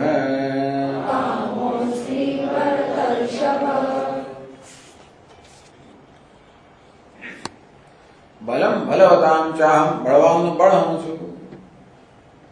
તો ભગવાન થોડી અહીંયા વિશેષણ વાપરે છે. કામ રાગ વિવર્જિતમ બલમ. બળવાનનું બળ તો ખરું, રાવણ પણ બળવાન છે અને રામજી પણ બળવાન છે. તો રાવણનું બળ કેવું છે ખબર છે? કામ વાળું છે, રાગ વાળું છે, ક્રોધ વાળું છે, લોભ વાળું છે. રામચંદ્ર બળ કેવું છે? રાગ દ્વેષ વગરનું છે, કામ ક્રોધ વગરનું છે. આ કામ અને ક્રોધ ને બળ હોય છે. માણસ ક્રોધ નો આવેગ આવે ત્યારે બળ નથી, આ બાકી એકદમ ખેંચલી હોય, કશું કહી ના શકતો હોય. પણ ક્રોધ ના આવેગ ગમે તેની સામે લડી પડે, પછી એને જે થાય તે ખબર. ક્રોધ ના આવેગ માણસ આવે જોઈ ના શકે મારે શું થાય શું નહીં, ભેળાઈ પડે. પછી એને જે ભલે થાય જુદી વાત છે, પણ એ ક્રોધ નો આવેગ નો એક બળ છે. એમ કામ ના આવેગ નું બળ છે. આ કામ ક્રોધ લોભ તને આવેગ છે. એ આવેગમાં એક કેવું બળ છે? એ તો વિનાશાત્મક બળ છે. એ કેવું રજોગુણ તમોગુણ બળ છે. ભગવાન એવું બળ નહીં. હું તો કામ રાગ વર્જિત. કામ કોને કહેવાય? જે વસ્તુ આપણી પાસે નથી એની તૃષ્ણાને કામ કહેવાય. રાગ કોને કહેવાય? જે આપણી પાસે છે એમાં આસક્તિને રાગ કહેવાય. જે નથી એ મળે તૃષ્ણા એટલે કામ, જે છે એમાં આસક્તિ એનો રાગ. આ બંને વસ્તુ બળ પ્રેરતી હોય છે. કારણ કશી વસ્તુની કામ ના હોય ત્યારે આપણા અંદર પણ એક જાતને એક આવેગ આવે, એને પ્રાપ્ત કરવા બરોબર નથી પડીએ. આપણે સાથે જે હોય એને એવો ભળી ગયેલા કે આપણે છોડીએ નહીં. તો આ એક કામ ને રાગનું બળ છે, એ તો રજોગુણ તમોગુણ બળ છે. ભગવાન કે નહીં, કામ રાગ હોય એ સાત્વિક બળ છે.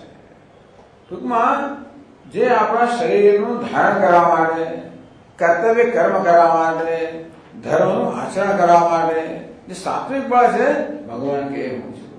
ટૂંકમાં રામચંદ્રનું બળ કે હું છું, પેલા રાવણનું બળ નહીં. આમ તો બધા બળ એ છે, પણ આપણે ધ્યાન કરવા માટે સારી સારી વસ્તુઓ કહે. આમ તો ભગવાન બધું જ છે, પોતે જ કહે છે. પણ શરૂઆતમાં બધે આપણે ભગવાન દેખાય નહીં. એટલા માટે આપણે અમુક વિશેષ જગ્યાએ ઘણા પ્રશ્ન કરતા હોય છે કે ભાઈ ભગવાન બધે જ તમે કહો છો તો ભાઈ મંદિરમાં જવાની જરૂર છે. ઘણા લોકોને હંમેશા એ પ્રશ્ન છે, બધા ભગવાન બધે છે તો મંદિરમાં જવાની જરૂર છે. એને મંદિરમાં જવું નથી માટે આ પ્રશ્ન પૂછે, બીજું કે કારણ નથી. તો એની પત્ની મંદિરમાં જતી હોય એને કોઈક રીતે એને ગમતું નથી એટલે આ મંદિરમાં જવાની જરૂર શું છે? ભગવાન બધે જ. એટલે પછી એની પત્ની બુદ્ધિશાળી નો ઉત્તર આપ્યો, જો હવા તો બધે જ છે પણ તો પંખાની જરૂર પડે છે. હવા બધે છતાં પંખાની કેવી જરૂર પડે છે?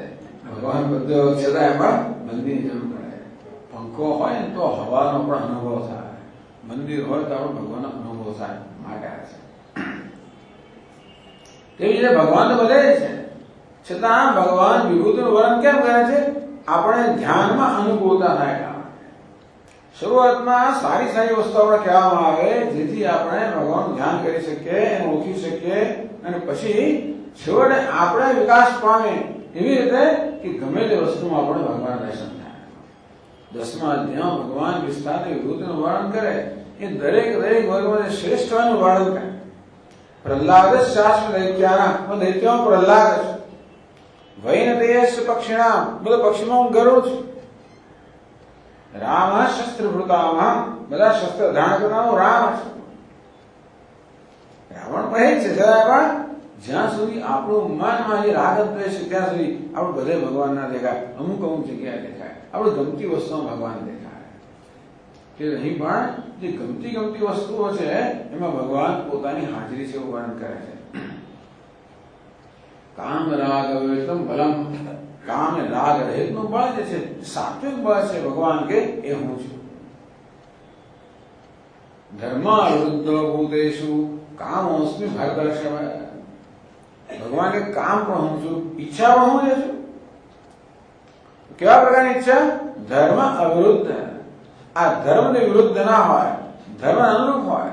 ટૂંકમાં શાસ્ત્રમાં જે ઉપદેશ કરવામાં આવ્યો છે એ ઉપદેશ અનુરૂપ જે ઈચ્છા છે એ હું છું. ધર્મ વિરુદ્ધ ઈચ્છા નથી.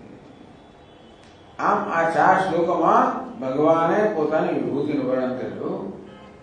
આપણે ધ્યાન કરી શકીએ માટે તો આપણે પરિચય પહેલા પ્રાપ્ત કરી શકીએ. ભગવાન આગળ કહ્યું ને કે સમગ્ર જગત મારામાં પરોવાયેલું છે, હું સર્વત્ર વ્યાપ્ત છું, સર્વ ધારણ કરનાર છું. સૂત્ર જેવી રીતે મણીના શું ધારણ કરતે રીતે ભગવાન કે રસ રૂપે રહેલો હું જળને ધારણ કરું છું, ગંધ રૂપે રહેલો હું પૃથ્વીને ધારણ કરું છું વગેરે. બળ રૂપે રહેલો હું બળવાનને ધારણ કરું છું, બુદ્ધિ રૂપે રહેલો હું બુદ્ધિને ધારણ કરું છું, તેજ રૂપે રહેલો હું તેજસ્વીને ધારણ કરું છું, તપ રૂપે રહેલો હું તપસ્વીને ધારણ કરું છું, સર્વને ધારણ કરું છું. આમાંથી એક તો આપણે બોધ લઈ શકીએ કે આગળ ભગવાને કહ્યું કે આ પ્રકૃતિ મારી છે, આ શક્તિ મારી છે, અપરા પ્રકૃતિ મારી છે. આ બધી અપરા પ્રકૃતિની અભિવ્યક્તિ છે. આ બુદ્ધિ કહો, બળ કહો, તપસ કહો, શબ્દ સ્પર્શ રૂપ રસ ગંધ આવી કોની અભિવ્યક્તિ છે? અપરા પ્રકૃતિ. ભગવાન આગળ કહ્યું ને ભૂમિ રાપો નલો વાયુ ખમ મનો બુદ્ધિ અહંકાર. આ પંચમહાભૂત માં અપરા પ્રકૃતિ છે. તો ભગવાને પંચમહાભૂતનું વર્ણન કર્યું. પછી મન, બુદ્ધિ, અહંકાર આ બહાર વર્ણન થયું. આ ભગવાને આ 4 શ્લોકોમાં પોતાની અપરા પ્રકૃતિની કેટલીક વિશેષતાઓમાં વર્ણન કર્યું કે આ બધા રૂપમાં હું જ છું, આ બધી મારી પ્રકૃતિ છે, આ બધું મારી વિભૂતિ છે. ટૂંકમાં બુદ્ધિ છે એ ભગવાનની વિભૂતિ છે માટે એ બુદ્ધિમાન હોવાનું યશ આપણે ના લઈ શકીએ. યશ કોણ છે? ભગવાન. બળવાન નું બળ પણ ભગવાન છે પણ બળવાનોનો ગર્વ આપણે ના કરી શકીએ, એ બળ તો ભગવાનને કારણે છે. તપસ્વીનો ગર્વ ના કરી શકે, તપસ્વી ભગવાન છે. મૂળ ધર્માત્મા હોવાનું વર્ણન ના કરી શકે, ધર્મરૂપ ભગવાન છે. આ રીતે જયારે ભગવાનનો આપણે વિચાર કરીએ ત્યારે પણ આપણા મનમાં જે કે અહંકાર કે અભિમાન કે ઘમંડ એ પણ જુદો આવી જાય અને તો પછી આ રૂપમાં ભગવાનના દર્શન આપણે કરી શકીએ. મેં કહ્યું તેમ આ 4 શ્લોકોમાં તો ભગવાને સારી સારી વસ્તુમાં આ સાત્વિક વસ્તુઓ છે એ એમાં જ પોતે છે વર્ણન કર્યું. તો ભગવાન સુગંધ જ આપો તો દુર્ગંધ કોણ છે? ધર્મ રૂપમાં આપો તો અધર્મ કોણ છે? સાત્વિક પણ આપો તો રજોગુણી પણ કોણ છે? ભગવાન બધું હું જ છું. એ વાત 12મા શ્લોકમાં કહે છે. ये चैव सात्विका भावाः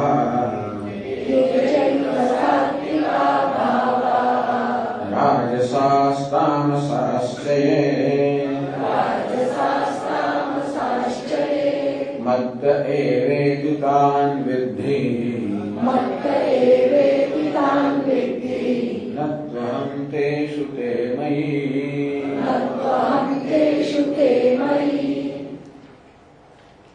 ये जेव सात्विका भावः राजसाः तामसाः. हे अर्जुन, जो कि सात्विक पदार्थ હોય, સાત્વિક એટલે સત્વમાંથી જન્મેલા, રાજસ પદાર્થ હોય એટલે કે રજોગુણમાંથી જન્મેલા, તામસ પદાર્થ હોય તમોગુણમાંથી જન્મેલા. કે જે કે સત્વગુણમાંથી, રજોગુણમાંથી, તમોગુણ જે કે જન્મેલું છે, મત્ત એવ આ બધા મારામાંથી જન્મેલા છે. હું જે બધા રૂપમાં હેલો છું. જેમ માટી કહે ને કે આ ઘડો પછી કોળિયું હોય પૂજો બધા મારામાં જન્મે, ત્યારે ભગવાન કહે છે કે આ બધા ભાવ મારામાં જન્મેલા છે. સાત્વિક ભાવ કોને કહેવાય? આપણા મનની વાત કરીએ તો સાત્વિક ભાવ કોને કહેવાય? મનમાં જે ધર્મ, જ્ઞાન, વૈરાગ્ય, આપણો પ્રસન્નતા હોય, સ્પષ્ટતા હોય, જ્ઞાન હોય, શ્રદ્ધા હોય, ભક્તિ હોય, આ પ્રકારના મનના ભાવ છે. કેવો ભાવ છે? સાત્વિક ભાવ છે. જ્યારે લોભ હોય, અશાંતિ હોય, આક્રમકતા હોય, આ બધા ભાવ કેવા છે? લોભ પ્રવૃત્તિરારંભ, લોભ હોય, પ્રવૃત્તિ હોય, અશાંતિ હોય, આ કેવા છે? રજોગુણના ભાવ છે. અપ્રકાશ, અપ્રવૃત્તિશ્ચ, નિષ્ક્રિયતા હોય, આળસ હોય, પ્રમાદ હોય, જડતા હોય, આ કેવા છે? તમોગુણના ભાવ છે. આપણા મનની અંદર પણ ક્યારેક સત્વગુણ હોય, ક્યારેક રજોગુણ હોય, ક્યારેક તમોગુણ હોય. દુનિયાની અંદર પણ આ ત્રણ પદાર્થો છે. દુનિયા પણ સત્વગુણ, રજોગુણ, તમોગુણ થી બનેલી છે. ક્યાંક આપણે સત્વગુણનો અનુભવ થાય, ક્યાંક તમે પહાડોમાં ગયા હો, કોઈ સુંદર સ્થળે ગયા હો, કુદરતી રમણીય સ્થળ હોય, ત્યાં આગળ તમને શાંતિનો, પ્રસન્નતા અનુભવ થાય, એ સત્વગુણનો અનુભવ છે. મુંબઈની અંદર હમણાં જ આપણે રસ્તા પર આવતા ને ધડાધડ આમ કે આમ ગાડી જતી હોય, ધમાલ ધમાલ થતી હોય, એ કેવું છે? રજોગુણનો અનુભવ. અને ક્યાંક અત્યંત આળસ હોય, ક્યાંક અત્યંત કેવા સ્થળો હોય ત્યાં દારૂ પીવાતો હોય વગેરે હોય, કેવા સ્થળો છે? એવું કેવું છે? તમોગુણ. સત્વગુણ મુંબઈમાં બધું મળે. સરસ દરિયા કિનારો છે, એકદમ સવારના પહોરમાં હોય, હજી બધો ટ્રાફિક શરૂ થયો નથી, જ્યાં શાંતિ હોય, ત્યાં આગળ આપણી સમક્ષ સમુદ્ર હોય, બહુ શાંત, પવિત્ર, સુંદર વાતાવરણ છે, સાત્વિક વાતાવરણ. જેવું સૂર્યનો ઉદય થયો અને પ્રવૃત્તિ શરૂ થઈ એટલે પછી પ્રવૃત્તિ ધમાલ શરૂ થઈ, રજોગુણ. જેવી સાંજ પડી, સૂર્યાસ્ત થવા માંડે, મુંબઈમાં તો રજોગુણ તમોગુણ આવતો જ નથી. એવું અપેક્ષા સામાન્યતા કે સૂર્યના ઉદય પહેલા સાત્વિક વાતાવરણ હોય. એટલા જ માટે બ્રાહ્મ મુહૂર્તમાં એટલે સૂર્યના ઉદય પહેલા આપણને ધ્યાન પૂજા કરવાનું કહેવાનું કે ત્યારે સાત્વિક વાતાવરણ હોય, મન પર સાત્વિક અસર હોય. જેવું સૂર્ય ઉદય, જેવું સૂર્ય ઉપર વધવા માંડે તેનો રજોગુણ પ્રવૃત્તિ. એટલા માટે બધું કામ તો સૂર્યના ઉદય પછી થાય. બધા લોકોમાં ચેતનતા ફેલાઈ જાય, બધા લોકો સક્રિય બની જાય, અને પછી સાંજ પડે, સૂર્ય હાથમે ધીમે ધીમે પછી તમોગુણ આવતો જાય, પછી બધા ઊંઘી જાય. આજકાલ તો કોઈ ઊંઘતું નથી, ઘણા બધા એ જુદી વાત છે, પણ એવો ક્રમ હતો. પહેલા જમાનામાં લોકો જયારે કુદરતની સાથે જીવન જીવતા હતા ત્યારે સવારે સૂર્ય ઉગે એટલે લોકો ઉઠે, સાંજે સૂર્ય હાથમાં એટલે સુઈ જાય. વીજળી જ ના હોય ને એટલે અંધકાર હોય, અંધકારમાં ઊંઘી જવાનું, પ્રકાશમાં કામ કરવાનું. સત્વ, રજસ, તમસ. સ્થળોએ પણ કેટલાક સાત્વિક સ્થળ છે. કોઈ આશ્રમ હોય, મંદિરો હોય, દરિયા કિનારો હોય, સાત્વિક સ્થળો હોય. રજોગુણી સ્થળો જ્યાં અનેક પ્રકારની પ્રવૃત્તિ થઈ રહી હોય, તમોગુણી સ્થળો આવા સત્વ, રજસ, તામસ. આ સમગ્ર જગત આ ત્રણ ગુણો બનેલું છે. બહારનું જગત અને અંદરનું પણ જગત. બહારના પદાર્થો પણ સત્વ, રજસ, તમસ. અંદરના પદાર્થો જે છે આપણા વિચારો કે ભાવ હોય પણ સત્વ, રજસ, તમસ. એ સત્વ છે પ્રસન્નતા છે, પવિત્રતા છે, શાંતિ છે, સદગુણો છે. ત્યાં ઉદારતા હોય, ક્ષમા હોય, કરુણા હોય, પ્રેમ હોય. રજોગુણ છે ત્યાં રાગ હોય, દ્વેષ હોય, આક્રમકતા હોય, લોભ હોય. તમોગુણ હોય ત્યાં આળસ હોય, પ્રમાદ હોય, નિદ્રા હોય. ભગવાન એ છે એમાં સાત્વિકા ભાવ. હે અર્જુન, જે કોઈ સાત્વિક પદાર્થો છે અર્થાત સત્વગુણમાંથી સર્જાયેલા પદાર્થો છે. રાજસા જે કોઈ રજોગુણમાંથી સર્જાયેલા પદાર્થો છે. તામસા જે કોઈ તમોગુણમાંથી સર્જાયેલા પદાર્થો. ક્રૂરતા છે, નિષ્ઠુરતા તમોગુણ છે. જ્યાં હિંસા છે, ક્રૂરતા છે, નિષ્ઠુરતા છે, તો જોવા મળે એવા તમોગુણ. સાત્વિક, રાજસ, તામસ ये જે કઈ છે ये છે સાત્વિકા ભાવ. ભગવાન કે બધું જ હું છું. મત એવેતાન વિદ્ધિ, એ બધા મારામાંથી જન્મેલા છે, મારામાંથી સર્જાયેલા છે. એ રૂપમાં હું જ છું. દુનિયાનું કોઈ ભગવાન આવું ના કે આપણા ભગવાન એટલે કે આપણા શાસ્ત્રો સિવાય ભગવાનનું આ પ્રકારનું દર્શન તમને ક્યાંય પ્રાપ્ત થાય નહીં. ક્રિશ્ચિયન લોકો શું કે ખબર છે? ભગવાન એક છે, ઈશ્વર એક છે, અને શૈતાન જુદો છે. ગોડ એક, સેટન બીજો. હા, ઈશ્વર ને શૈતાન વચ્ચે કઈ ને કઈ સંઘર્ષ ચાલે કરતો. શૈતાનનું રાજ ચાલે અત્યારે, એટલે ઈશ્વરનું રાજ નથી. ઈશ્વરનું રાજ ચાલે તો શૈતાનનું રાજ નથી. ટૂંકમાં ઈશ્વર કેવો છે? જે સારું સારું છે ઈશ્વર છે, જે ખરાબ છે તો શૈતાન છે. આ ભગવાન શું કહે છે? જે સારું છે ને ખરાબ છે બધાના રૂપમાં હું જ છું. આવું કોઈ ભગવાન એવું કેવી કહેવાની હિંમત છે કે ભાઈ રામના રૂપમાં, રાવણના રૂપમાં હું જ છું? આવું કેવું ભગવાન હોય? બધા રૂપમાં હોય તો રાવણને બી સીતાજીનું હરણ કરતા રોક્યો કેમ નહીં? રાવણના રૂપમાં એ જ છે તો રોકાવું કેમ નથી? ભગવાન જો આપણા હૃદયમાં હોય તો આપણે ખરાબ કામ કરતા કેમ નહીં રોકતા હોય? અથવા ભગવાન બધાનો આત્મા હોય સ્વામીજી, તો જગતનો સતત સર્જન થાય છે, પાલન થાય છે, લય થાય છે, પરિવર્તન થાય છે, વિકાર થાય છે. એટલે ભગવાન બિચારો વિકારી છે. જગતમાં કેટલું દુઃખ છે, ભગવાન દુઃખી છે? બધાનો આત્મા હોય તો કેટલા સુખ દુઃખ છે, મોટે ભાગે દુઃખ વધારે છે, સુખ કરતા. ભગવાન દુઃખી છે? ભગવાન અજ્ઞાની છે?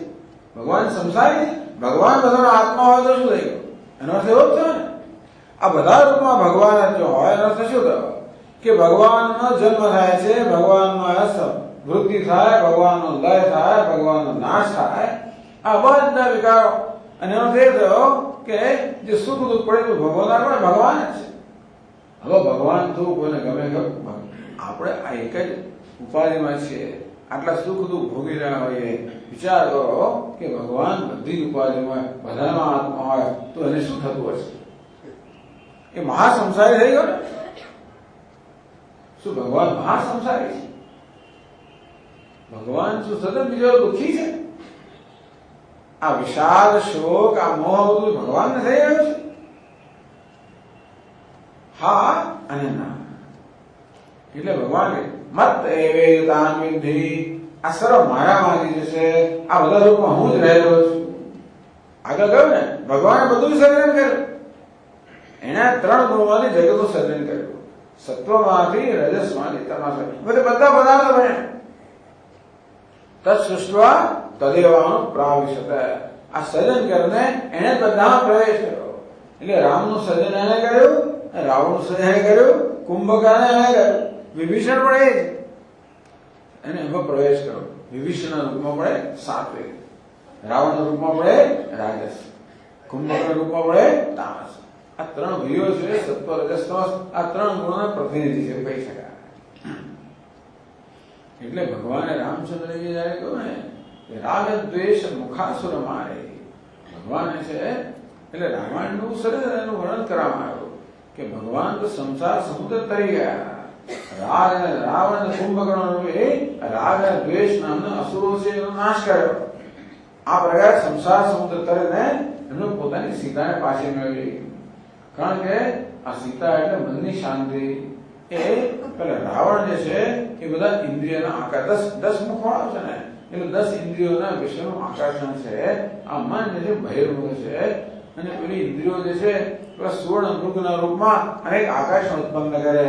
એટલે વિચારો આ મન એને લોભાય અને એની મનની શાંતિ છે આ બધા રાગ દ્વેષ અપહરણ લઈ જાય.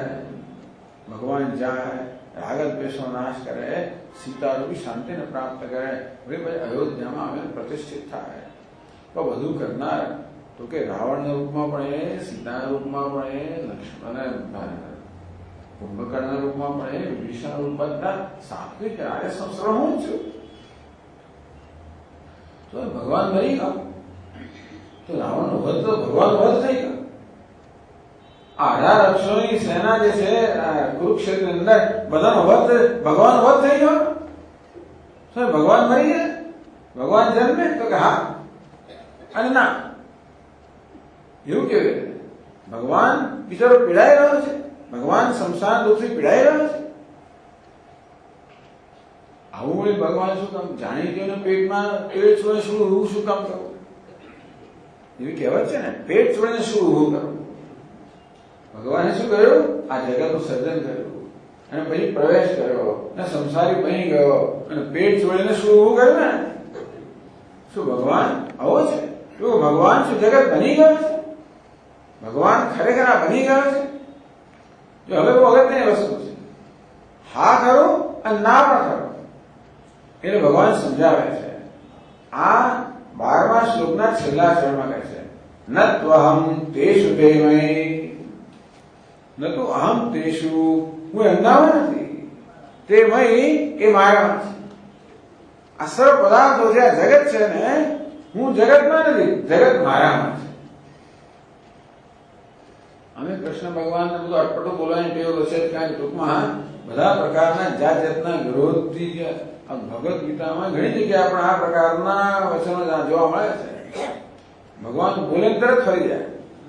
4થા અધ્યાયમાં ભગવાને કહ્યું ચાતુર્વર્ણ્ય માયા સૃષ્ટમ ગુણકર્મ વિભાગ છે તસ્ય કર્તારમિમામ વિદ્ધિ અકર્તારમવ્યયમ. હે અર્જુન, આ ચાતુર્વર્ણ્ય જગત મેં સર્જન કર્યું, આ જગતનો કરનાર હું છું, સર્જન કરનાર હું છું. ખરેખર ભગવાન ભગવાન કેમ સર્જન કરનાર છું? 1000 પ્રશ્નાઓ પૂછીએ કે ભગવાન સર્જન કર્યું, આવું કેમ સર્જન કર્યું? હવે ભૂખ મને શું કામ સર્જ્યો? દુષ્કાળ શું કામ સર્જ્યો? આ ધરતી કેમ બનાવ્યો? આ જ્વાળામુખી કેમ બનાવ્યો? આ દુઃખ સુખ દુઃખ કેમ બનાવ્યો? આ સંસાર શું કામ બનાવ્યો? આ ધર્મ શું કામ બનાવ્યા? આ પાપી લોકો શું કામ બનાવ્યા?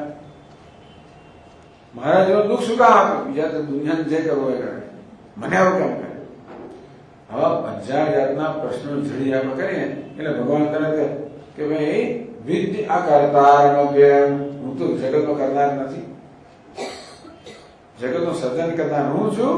સાથે તરત એ વાક્ય વગે વિદ્ય અકર્તા તસ્ય કર્તારમિમામ વિદ્ય અકર્તારમવ્યયમ. આ જગતનું સર્જન કરનાર હું છું પણ મેં તો સર્જન નથી કર્યું.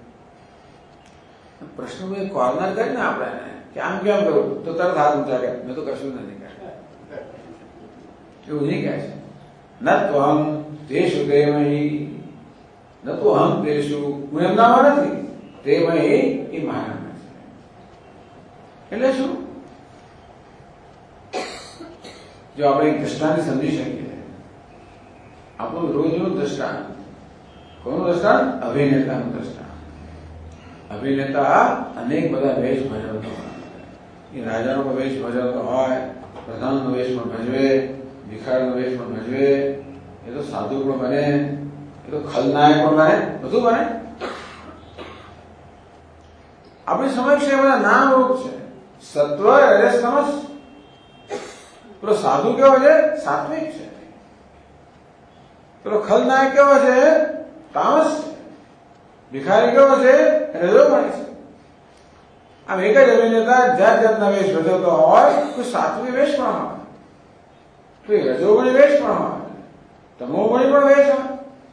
એમ કલ્પના કરો, આ બધા પાત્રો જે છે એનું આખું જગત છે. એ શેમાંથી બન્યું? સત્વમાંથી, રજસમાંથી, તમસમાંથી. અભિનેતા શું કહે છે? ये चैव सात्विका भावा राजसा तामसा.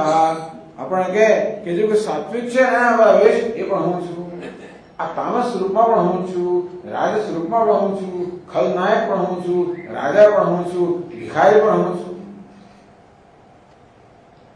એવું કે કરતા કે ઉભા ભાઈ તું ખલનાયક ના પેલું ફોન કેમ કરે તો હું નથી ન તો આમ તે શું હું એમ ના નથી, એ મારામાં છે. તે શું છે? અભિનેતા કહી રહ્યો છે કે આ બધું હું છું ખરો અને છતાંય નથી. ભિખારી એ છે કેમ કહેવાય? કારણ કે ભિખારી ના વગર ના હોઈ શકે. આ ભિખારીમાંથી અભિનેતાને લઈ લેવામાં આવે તો કોઈ ભિખારી રહે નહીં કે રાજામાંથી, પ્રધાનમાંથી, બધા જે વેશ એમાંથી અભિનેતાને લઈ લેવામાં તો ત્યાં આગળ બસે નહીં. મારે એ જ ભિખારી કોણ છે? આ જ ભિખારી છે, આ જ રાજા પણ છે, આ પ્રધાન પણ છે, આ સાધુ પણ છે, આ ખૂની પણ છે, આ ખલનાયક પણ છે. સાથે સાથે એ કે હું નથી, કારણ કે આ તો માત્ર મારા વેશ જ છે. આ તો માત્ર હું આ પ્રકારે અભિનય કરી રહ્યો છું. આ તો મારા પરના અધ્યાયો છે. ટૂંકમાં રાજા ખરો, હું સાચો રાજા નથી.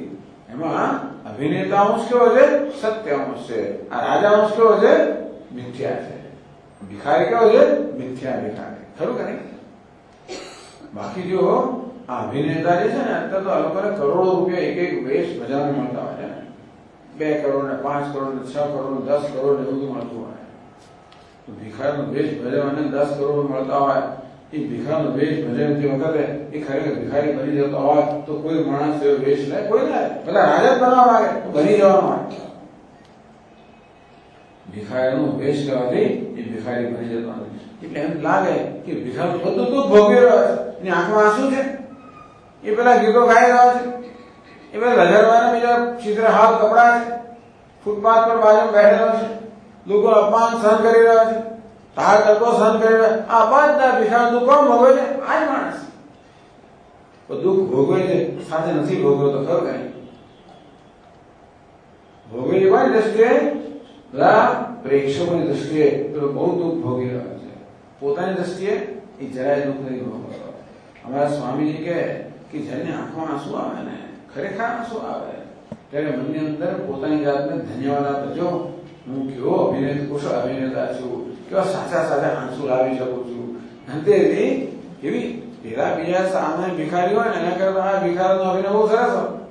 કે આને તો પાછું બેકગ્રાઉન્ડ મ્યુઝિક પણ હોય, આને પેલા 100-200 બધા ભિખારી જોયા હોય, એને બરાબર નિરીક્ષણ કર્યું હોય, એ બધાની સારી સારી વસ્તુ હોય, એ બધે પ્રકારે એક ભિખારી શું આવડે? આને બધું જ આવડતું હોય.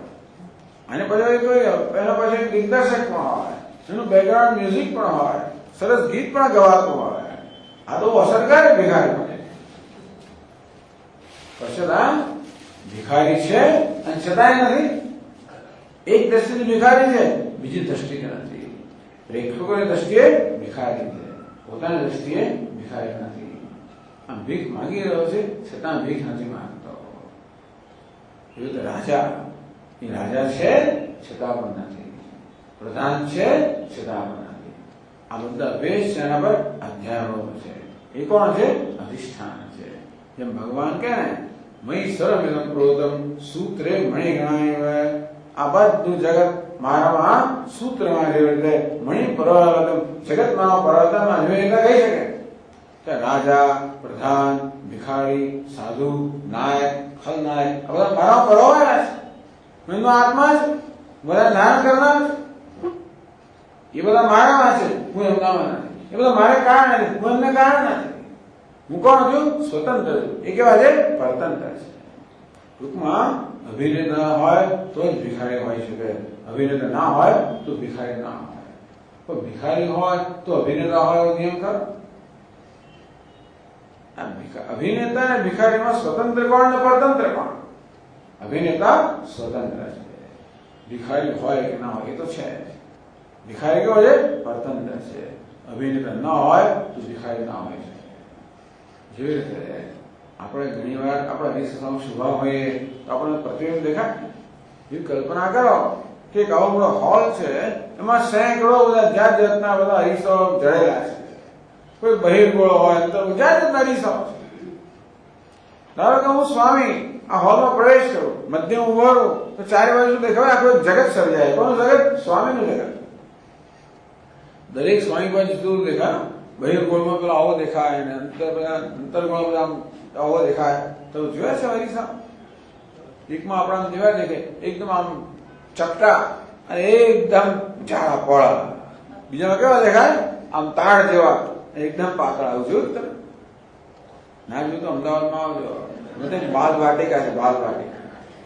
ત્યાં આગળ જાત જાતના અરીસાઓમાં હોવા જોઈએ. મેં તો બહુ વર્ષો પહેલા ગયો, બહુ જ બધા વર્ષો પહેલા.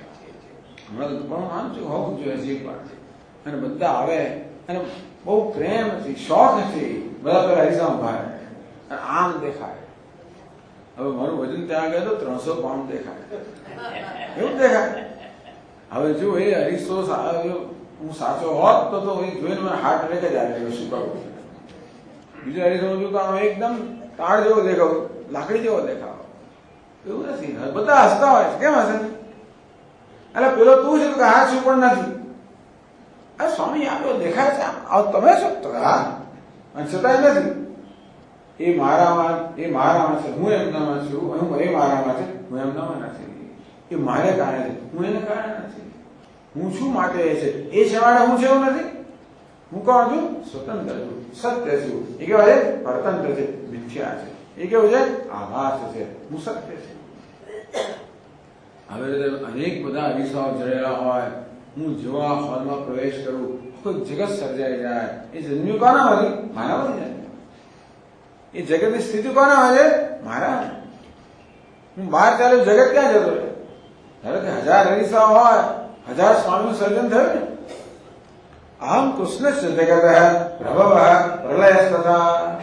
ભગવાન એ સમગ્ર જગતનું સર્જન કરનાર હું છું, પાલન કરનાર હું છું, લય કરનાર હું છું. હું પણ કહી શકું ને આ સમગ્ર સ્વામીનું જગત છે એનું સર્જન કરનાર કોણ? પાલન કરનાર. એ જગત ક્યાં છે? હું હોઉં ક્યાં સુધી? હું જેવો બહાર ચાલી ગયો એવા સ્વામી ક્યાં જતા? મારી રાજુનો ઉભા ત્યાં આગળ. હવે દેખાય છે ગયા સ્વામી મારી રાજુનો ઉભા નથી ઉભા. હું જો એની સાથે એ બધા ક્યાં જાય? મારા પાછા સમાઈ ગયા. એ સ્વામી જગતનું સર્જન કરનાર, પાલન કરનાર, લય કરનાર હું છું. એ જગત કેવું છે? મિથ્યા છે. હું કોણ છું? સત્ય. આવું ભગવાન કહી રહ્યા છે. તો જગત હોય ને એ હોલમાં ઉભેલું કહું ને કેટલા બધા સ્વામી દેખાય છે. તમે ગણતરી કરો તો કેટલા ગણાય? 1000 એક થાય. તો ધારો કે તમારે ચા પીવડાવે તો કેટલા ચાના કપ તમે લાવવા પડે? 1000 એક કપ લાવવા પડે. આ એક સ્વામી ચા પીએ તો બાકી 1000 શું કરે? ના મને કોફી છે, બધા ચા જ પીએ. આ એક હાથ ઊંચો કરે બીજા બધા શું કરે ખબર છે? પેલો કે હું તો હાથ ઊંચો નહીં કરે. સ્વતંત્રતા જ નથી ને. બધા હાથ ઊંચો કરવો પડે. હું ઉઠબેસ કરું તો પેલા બધા શું કરે? ઉઠબેસ કરવી પડે કે? એ કેવા છે? પરતંત્ર છે, મિથ્યા છે, અધ્યારોપ છે, આભાસ છે.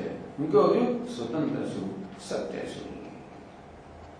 આમ ભગવાન અને જગત વચ્ચેનો સંબંધ સમજાવ્યો. ભગવાન કેવો છે? સત્ય છે. જગત કેવું છે? માત્ર આભાસ છે, દેખાવ છે, મિથ્યા છે, અધ્યારોપ છે. બ્રહ્મ સત્ય, જગત મિથ્યા. બ્રહ્મ સત્ય છે, જગત મિથ્યા. શું મિથ્યા છે? આ જગતમાં કશું સત્ય છે? શું સત્ય છે? હું છું એ સત્ય છે. પણ જે દેખાવ છે સત્ય નથી. આમ વાંકો ચૂકો દેખાતો, લાંબો પળો દેખાતો, જાડો પાતો એ સત્ય નથી. એનો આત્માનો હું જ છે. એ દ્રષ્ટિના જગતમાં એ સત્યતા છે. પરંતુ અનેકતા સત્ય નથી. આ વિચિત્રતા સત્ય નથી. આ વિકારીપણું સત્ય નથી. ભગવાન કહે છે કે ન તો હમ એટલા માટે કોઈ અરીસામાં એકદમ કદરૂપો દેખાતો તમો ગુણ, અરીસામાં કોઈ સુંદર દેખાતો સત્વ ગુણ, ક્યાંક ભાઈ વાંકો છો તો રજો ગુણ. અમારા સાત્વિક પ્રતિબિંબ છે, રાજસ પ્રતિબિંબ છે, તામસ પ્રતિબિંબ છે. આ બધામાં હું જ છું. છતાં હું નથી એમ લાગે અંદર છું. વાસ્તવમાં એ સર્વ ધારણ કરવાનું હું છું. જેમ સૂત્ર બધા પોતે ધારણ કરે આ બધા ધારણ કરવાનું હું છું. મારા બધું સજા, મારા બધું સ્થિતિ, મારા જીવનનો લય કેટલા સ્વામી છે? એ મત પરતમ નાન્ય કિંચિત અસ્તિ ધનંજય. હે ધનંજય, મારા સિવાય કોઈ નથી, હું જ છું. એક જ નહીં, અદ્વિતીય છું. કાંઈ એકની ગણતરી કરો, બધાની ગણતરી થઈ જાય કે નહીં? એક સાહેબ તો બધા સાહેબ એક નહીં. શું ભાઈ? અદ્વિતીય. અનેકતા કેવી છે? મિથ્યા છે, અંધારો છે. ન તો હમ તે સુતેમયી, હું એમ નવા નથી. એ મારામાં શરણ થાય તો કે મારા પર અધ્યારોપિત છે. હું અધ્યારોપિત નથી, હું સત્ય છું. એ મિથ્યા છે. આમ અનેકતા છે તો કે અનેકતા છે, વિકાર છે, નશ્વરતા છે. આ બધું કેવું છે? ભગવાન પર અધ્યારોપ છે. આ બધી અનેકતામાં ઈશ્વર કેવો છે? એ કહે છે અદ્વિતીય છે. એટલે આ રીતે ભગવાને આ શ્લોકોમાં સમજાવ્યું કે પોતે એક જ છે, હું જ છું. જે કાંઈ છે એ હું જ છું. એકમેવા દ્વિતીયમ મત્તઃ પરતરમ નાન્યત કિંચિદ અસ્તિ ધનંજય. એ જે વાક્ય હતું એ બધા આ શ્લોકમાં સમજાવવામાં આવ્યું. ઓમ પૂર્ણમદ પૂર્ણમિદં પૂર્ણાત પૂર્ણમુદચ્યતે પૂર્ણસ્ય પૂર્ણમાદાય પૂર્ણમેવાવશિષ્યતે. ઓમ શાંતિ શાંતિ શાંતિ. શંકરં શંકરાચાર્યં કેશવં બાદરાયણં સૂત્રભાષ્યકૃતો વંદે ભગવन्तौ પુનઃ પુનઃ. ઈશ્વરો ગુરુરાત્મેતિ મૂર્તિભેદવિભાગિને વ્યોમવદ્વ્યાપ્તદેહાય દક્ષિણામૂર્તये નમઃ. ઓમ શાંતિ શાંતિ શાંતિ. હરિ ઓમ. શ્રી ગુરુભ્યો નમઃ. હરિ ઓમ.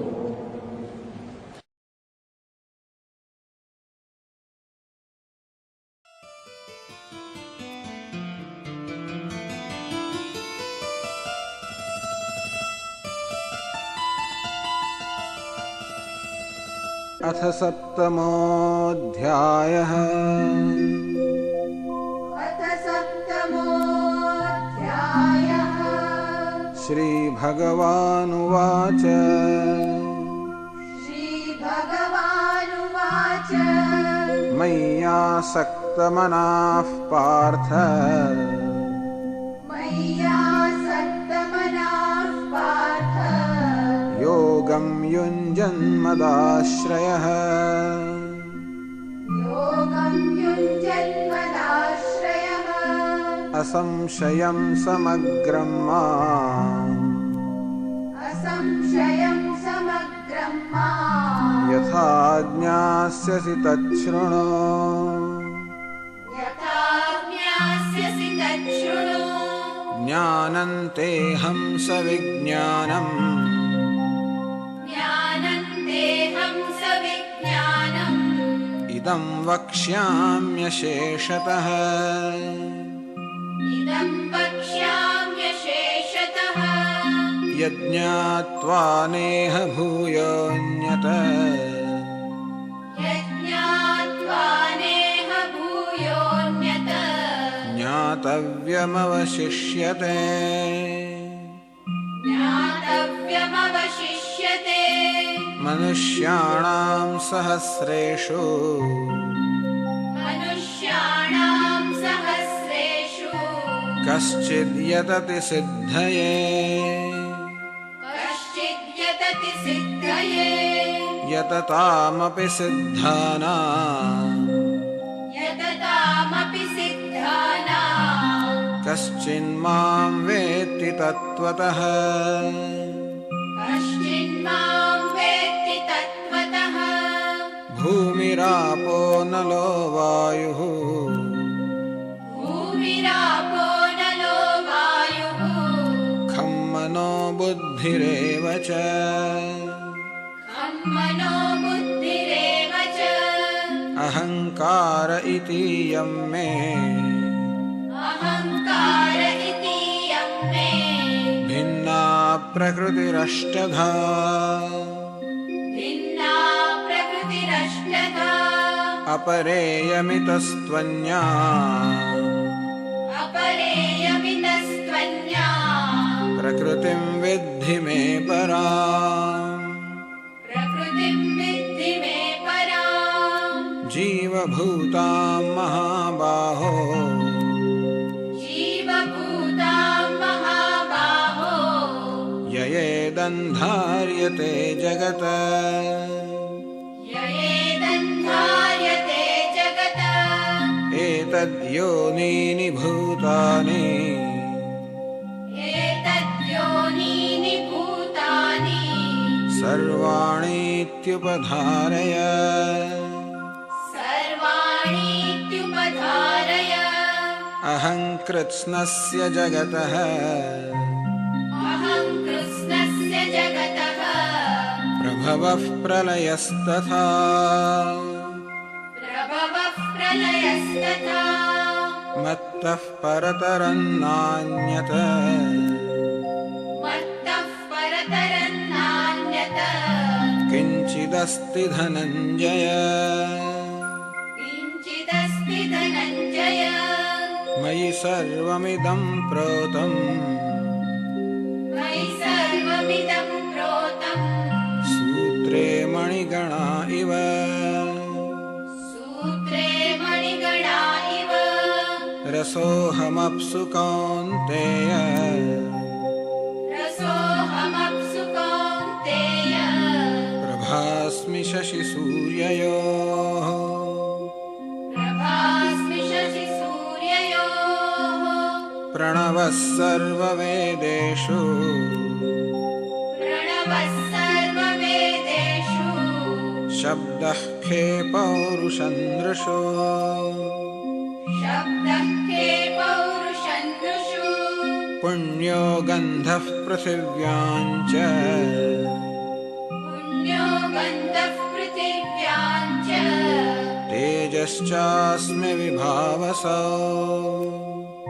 तेजश्चास्मि विभावसौ जीवनं सर्वभूतेषु जीवनं सर्वभूतेषु तपश्चास्मि तपस्विषु तपश्चास्मि तपस्विषु बीजं मां सर्वभूतानां बीजं मां सर्वभूतानां विद्धि पार्थ सनातनम् विद्धि पार्थ सनातनम् बुद्धिर्बुद्धिमतामस्मि बुद्धिर्बुद्धिमतामस्मि तेजस्तेजस्विनामहम् तेजस्तेजस्विनामहम् बलं बलवताञ्चाहम् बलं बलवताञ्चाहम् कामरागविवर्जितम् कामरागविवर्जितम् धर्माविरुद्धो भूतेषु धर्माविरुद्धो भूतेषु कामोऽस्मि भरतर्षभ कामोऽस्मि भरतर्षभ ये चैव सात्विका भावाः ये चैव सात्विका भावाः राजसास्तामसाश्च ये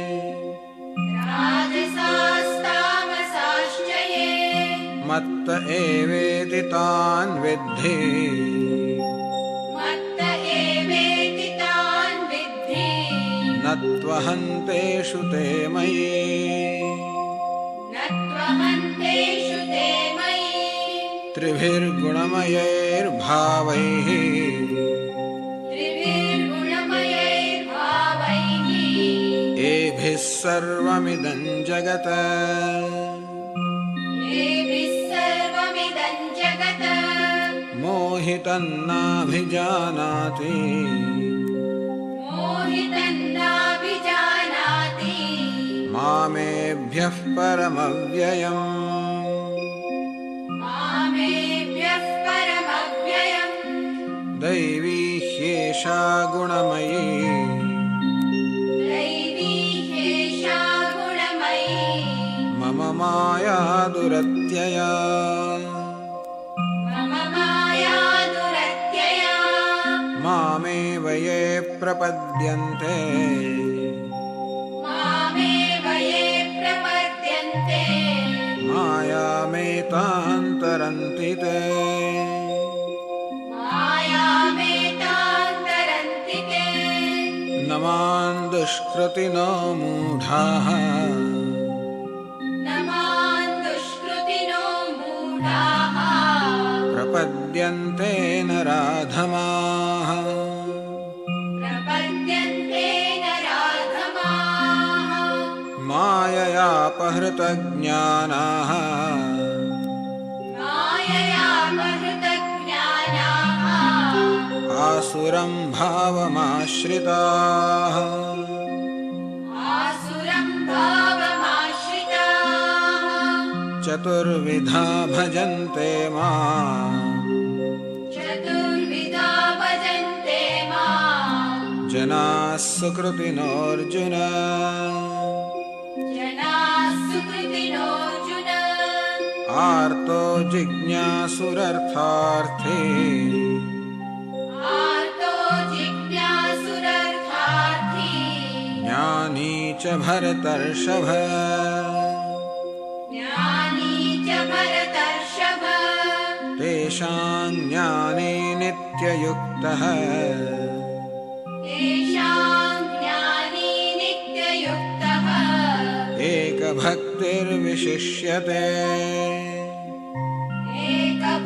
एकभक्तिर्विशिष्यते प्रियो हि ज्ञानिनोत्यर्थम् प्रियो हि ज्ञानिनोत्यर्थम् अहं स च मम प्रियः अहं स च मम प्रियः उदाराः सर्व एवैते उदाराः सर्व एवैते ज्ञानी त्वात्मैव मे मतम् ज्ञानी त्वात्मैव मे मतम् आस्थितः स हि युक्तात्मा आस्थितः स हि युक्तात्मा मामेवानुत्तमां गतिम् मामेवानुत्तमां गतिम् बहूनां जन्मनामन्ते बहूनां जन्मनामन्ते ज्ञानवान् मां प्रपद्यते ज्ञानवान् मां प्रपद्यते वासुदेवः सर्वमिति वासुदेवः सर्वमिति समहात्मा सुदुर्लभः समहात्मा सुदुर्लभः कामैस्तैस्तैर्हृतज्ञानाः कामैस्तैस्तैर्हृतज्ञानाः प्रपद्यन्तेऽन्यदेवताः प्रपद्यन्तेऽन्यदेवताः तन्तन्नियममास्थाय तन्तन्नियममास्थाय प्रकृत्या नियता स्वया प्रकृत्या नियता स्वया यो यो यां यां तनुं भक्तः यो यो यां यां तनुं भक्तः श्रद्धयार्चितुमिच्छति श्रद्धयार्चितुमिच्छति तस्य तस्याचलां श्रद्धाम् तस्य तस्याचलां श्रद्धाम् तामेव विदधाम्यहम् तामेव विदधाम्यहम् सतया श्रद्धया युक्तः सतया श्रद्धया युक्तः तस्याराधनमीहते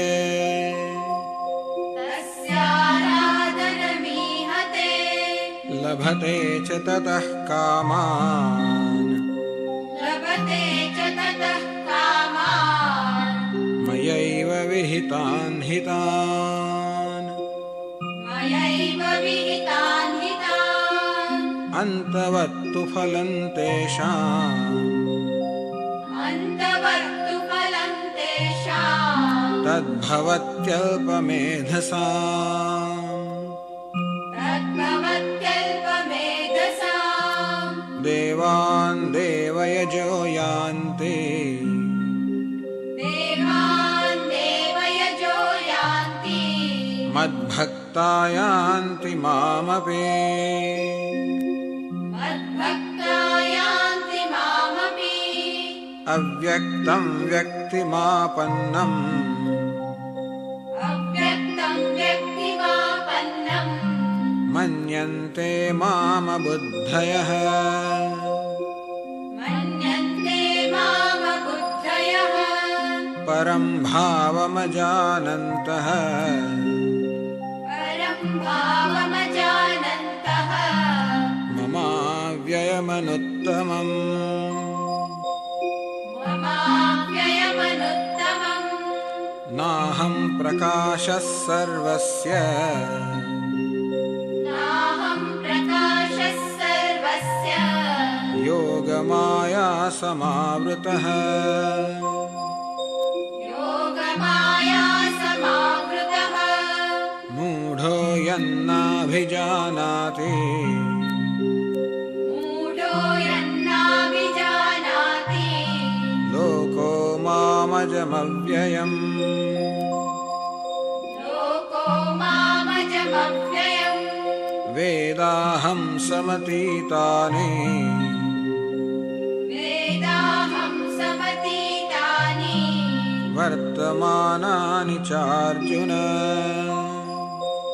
वर्तमानानि चार्जुन भविष्याणि च भूतानि भविष्याणि च भूतानि मां तु वेद न कश्चन मां तु वेद न कश्चन इच्छाद्वेषसमुत्थेन इच्छाद्वेषसमुत्थेन द्वन्द्वमोहेन भारत द्वन्द्वमोहेन भारत सर्वभूतानि सम्मोहम् सर्वभूतानि सम्मोहम् सर्गे यान्ति परन्तप सर्गे यान्ति परन्तप येषां त्वन्तगतं पापम् येषां त्वन्तगतं पापम् जनानां पुण्यकर्मणाम् जनानां पुण्यकर्मणां ते द्वन्द्वमोहनिर्मुक्ताः ये द्वन्द्वमोहनिर्मुक्ताः भजन्ते मां दृढव्रताः भजन्ते मां दृढव्रताः जरामरणमोक्षाय जरामरणमोक्षाय मामाश्रित्य यतन्ति ये मामाश्रित्य यतन्ति ये ते ब्रह्म तद्विदुः कृत्स्नम् ते ब्रह्म तद्विदुः कृत्स्नम् अध्यात्मं कर्म चाखिलम् अध्यात्मं कर्म चाखिलम् साधिभूताधिदैवं माम् साधिभूताधिदैवं माम् साधियज्ञं च ये विदुः साधियज्ञं च ये विदुः प्रयाणकालेऽपि च माम् प्रयाणकालेऽपि च माम् ते विदुर्युक्तचेतसः ते विदुर्युक्तचेतसः ॐ तत्सत् ॐ तत्सत् इति श्रीमद्भगवद्गीतासु इति श्रीमद्भगवद्गीतासु उपनिषत्सु उपनिषत्सु ब्रह्मविद्यायां ब्रह्म ब्रह्मविद्यायाम् योगशास्त्रे योगशास्त्रे श्रीकृष्णार्जुनसंवादे श्रीकृष्णार्जुनसंवादे ज्ञानविज्ञानयोगो नाम ज्ञानविज्ञानयोगो नाम सप्तमोऽध्यायः। सप्तमोऽध्यायः।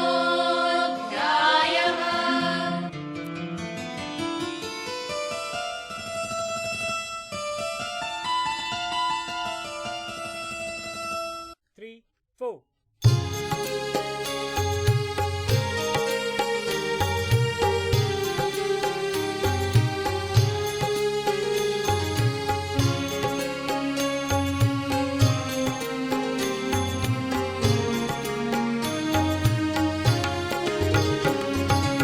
ॐ गुरु सच्चिदानन्द गुरु ॐ गुरु सच्चिदानन्द गुरु ॐ गुरु सच्चिदानन्द गुरु ॐ गुरु सच्चिदानन्द गुरु सच्चिदानन्द गुरु सच्चिदानन्द गुरु सच्चिदानन्द गुरु सच्चिदानन्द गुरु सच्चिदानन्द गुरु सच्चिदानन्द गुरु सच्चिदानन्द गुरु सच्चिदानन्द गुरु सद्गुरु सद्गुरु सच्चिदानन्द गुरु सद्गुरु सद्गुरु सच्चिदानन्द गुरु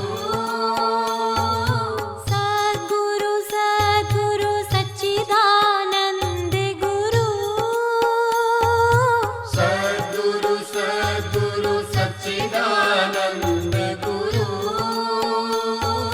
सच्चिदानन्द गुरु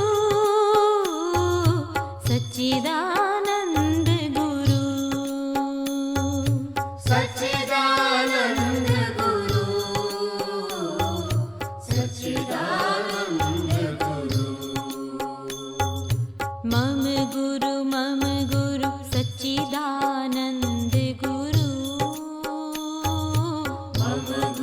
मम गुरु सच्चिदानन्द गुरु मम गुरु सच्चिदानन्द गुरु मम गुरु सच्चिदानन्द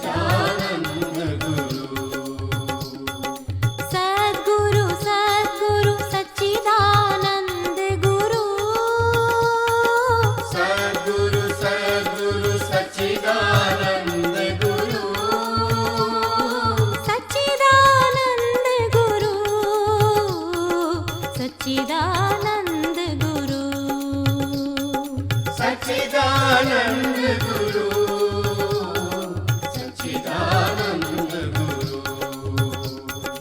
सच्चिदानंद गुरु सच्चिदानंद गुरु सच्चिदानंद गुरु सच्चिदानंद गुरु जय गुरु सच्चिदानंद गुरु जय गुरु सच्चिदानंद गुरु सच्चिदानंद गुरु सच्चिदानंद गुरु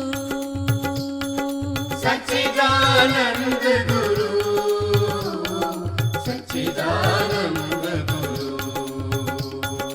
ओम गुरु सच्चिदानंद गुरु ओम गुरु सच्चिदानंद गुरु सच्चिदानंद गुरु सच्चिदानंद गुरु सच्चिदानंद गुरु सच्चिदानंद गुरु सच्चिदानंद गुरु सच्चिदानंद गुरु सच्चिदानंद गुरु सच्चिदानंद गुरु सच्चिदानंद गुरु सच्चिदानंद गुरु सच्चिदानंद गुरु सच्चिदानंद गुरु सच्चिदानंद गुरु